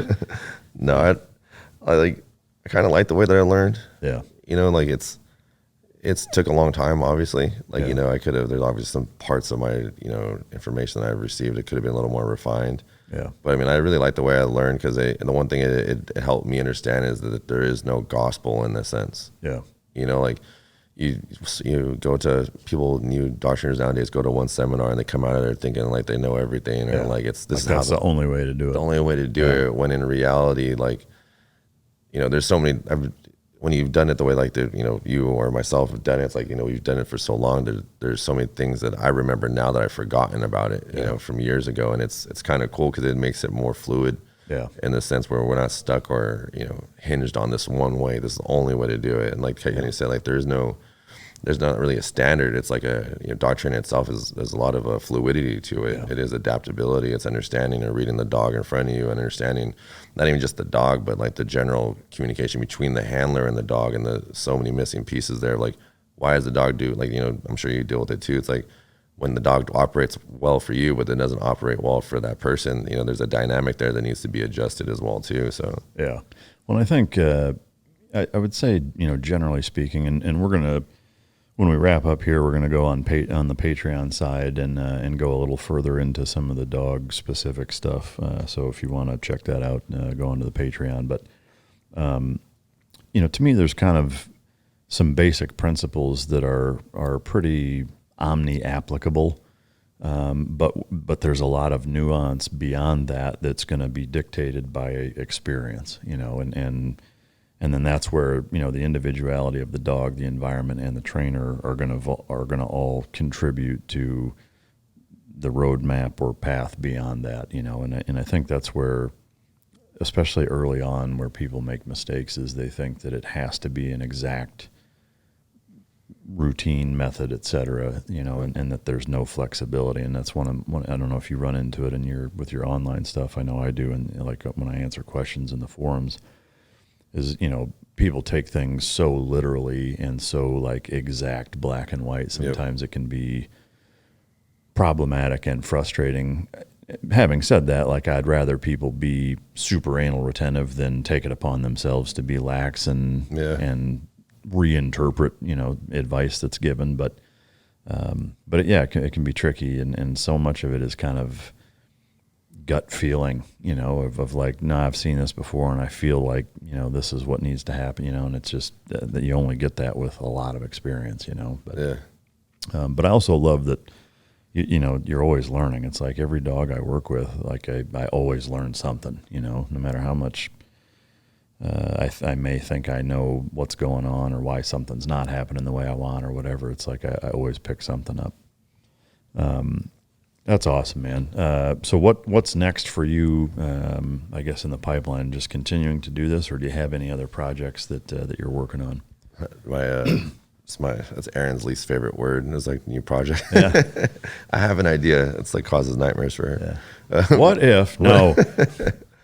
I mean, there's a lot of stuff in the pipeline with Primal, with Street League, with Valor. We have another brand, Carpe Omnia, which I'm going to be a kind of soft launch last year, which I'll be launching again this year. But it's going to go to help troubled youth. The part of the proceeds will go to that. So I'm still in construction of that. Mentally and physically for that stuff, but it's always something. I mean, right now, for me, it's kind of like making sure all these other different operations are going good, and then trying to my daughter's getting old. My daughter's 9 years old, and I'm trying to be more. I like I like the dad stuff. So that's for me. That's the family element of it is huge. Is very big to me, more important than a lot of this like business stuff. Yeah. So being dad, being able to be a good partner to my wife Erin, and like doing these things, or like prioritizing as my next project, right? Really, everything else can kind of it's going. I already know that like that side of me is gonna continuously push the projects, and we're gonna continuously get these business things going. Yeah. But a lot of it now is like, for me, it's just like, focusing in on like my family aspect, and, growing everything together. I mean, cause, we can grow things as far as we want to push them, really, especially with the work ethic that we have. Yeah. I love it. What advice would you give to anybody listening that wants to become a dog trainer or get into the dog industry? I would tell people, if you want to be a dog trainer, you first have to have like a hard look of like at yourself and like what you do, like in your work ethic, because you're only going to go as far as your work ethic is going to allow you to. It's people talk about scaling dog training before they're even like years into the game. How can they work less and earn more? And in reality, that's a great thought process, but in I guess in theory that's a great thought process, but in like reality, it's not really true. You got to put your hands on leashes. You got to train a lot. Sometimes you're going to train for free in the beginning. You're going to work 7 days a week. Dogs don't have weekends. So neither do you. Understand that it's just going to be a consistent, thing. Yeah. You're going to have breakdowns. You're going to have burnouts, but finding different coping mechanisms, different routines, different things to kind of keep things alive and going forward, and understand it's going to be an ever-evolving process, over and over and over again. You're going to keep training, and you're going to keep working, and it's not like when I get to this, it's like I tell my apprentices now with their dogs and everything that they work with, I'm like, I was like, don't wait till you get here. Enjoy what you're doing now. Yeah. Like I've gotten to the point, where I train dogs now. It's like where I look at dogs and I'm like, I don't look at it as I look at it as art. Every single dog I work with is a different masterpiece or a different thing. I look at it in that sense. It's always continuously evolving, enjoying the process, enjoying the journey and what you're doing now. Yeah. And just understand it's a lot of work, and just keep at it. I mean, roadblocks are going to happen. Invest in, like, if you are going to, like, if I were to go to school for something, it's like, if I want to get a master's, I would definitely go to school for some form of business. Yeah. That could have saved me a lot of headache in the past few years, but that's probably what I would have gone to school for if I had to. Yeah. But it's a grind, and just got to enjoy the grind. You got to embrace the journey, and like kind of just treat it day by day. But I would, especially now, because I see online, like everyone's trying to preach this whole little like, do less dogs and get more money, or things like that. Like it's like, work smarter, not harder. But you got to work harder and smarter at the same time. Yeah, you still have to work hard. Yeah, and you're probably going to get bit at some point. Yeah, it's not if, it's when and how bad. Yeah, yep. Well, great stuff, man. Well, I got to tell you, it's super inspiring to hear your story, and it's been an honor to be able to sit down and interview you. I know, like I said, I've known about you for a number of years, and it's cool to get to know your story, and I appreciate you coming to tell it. Dude, man, I appreciate you so much, man. Thank you for having me on. Oh, absolutely. Anything you want to add? I think I got everything. I'm hoping I got everything. But is there anything I didn't ask you that I should have? Probably my favorite Office episode. All right. Well, you know, I'll tell you my least favorite Office episode. Yeah. Scott Stotts. Dude, same here. I think that's pretty common. I just can't fucking do it, man. I got to walk away. I can put my head under a pillow if it's at nighttime. I just can't do it. Yeah, that's no doubt. I tell you what, if you're an Office fan, hit the Patreon, because we're going to go balls deep into some Office episodes and some higher vibration dog training stuff. But before we do that, I do want to present you with the mic drop parting gift. Awesome. Gifts plural in the box. I don't know. So the guy John Johnston donates all these with Champion Choice Silver, and it's awesome. It's a pretty cool way to commemorate being on the show. So if you put your shit kickers on out in California, you can rock the belt buckle there. So Aaron, we're wearing this when we're on the property now. This is definitely going on my belt. Yeah. Awesome. I appreciate you, man. Thank you so much. Yeah, absolutely. Thank you for coming. Hope you enjoyed it and got something out of it. Again, if you want more high-level dog stuff and Office stuff, get into the Patreon. If you didn't enjoy it, you can choke yourself. And until next time, this is Mic Drop.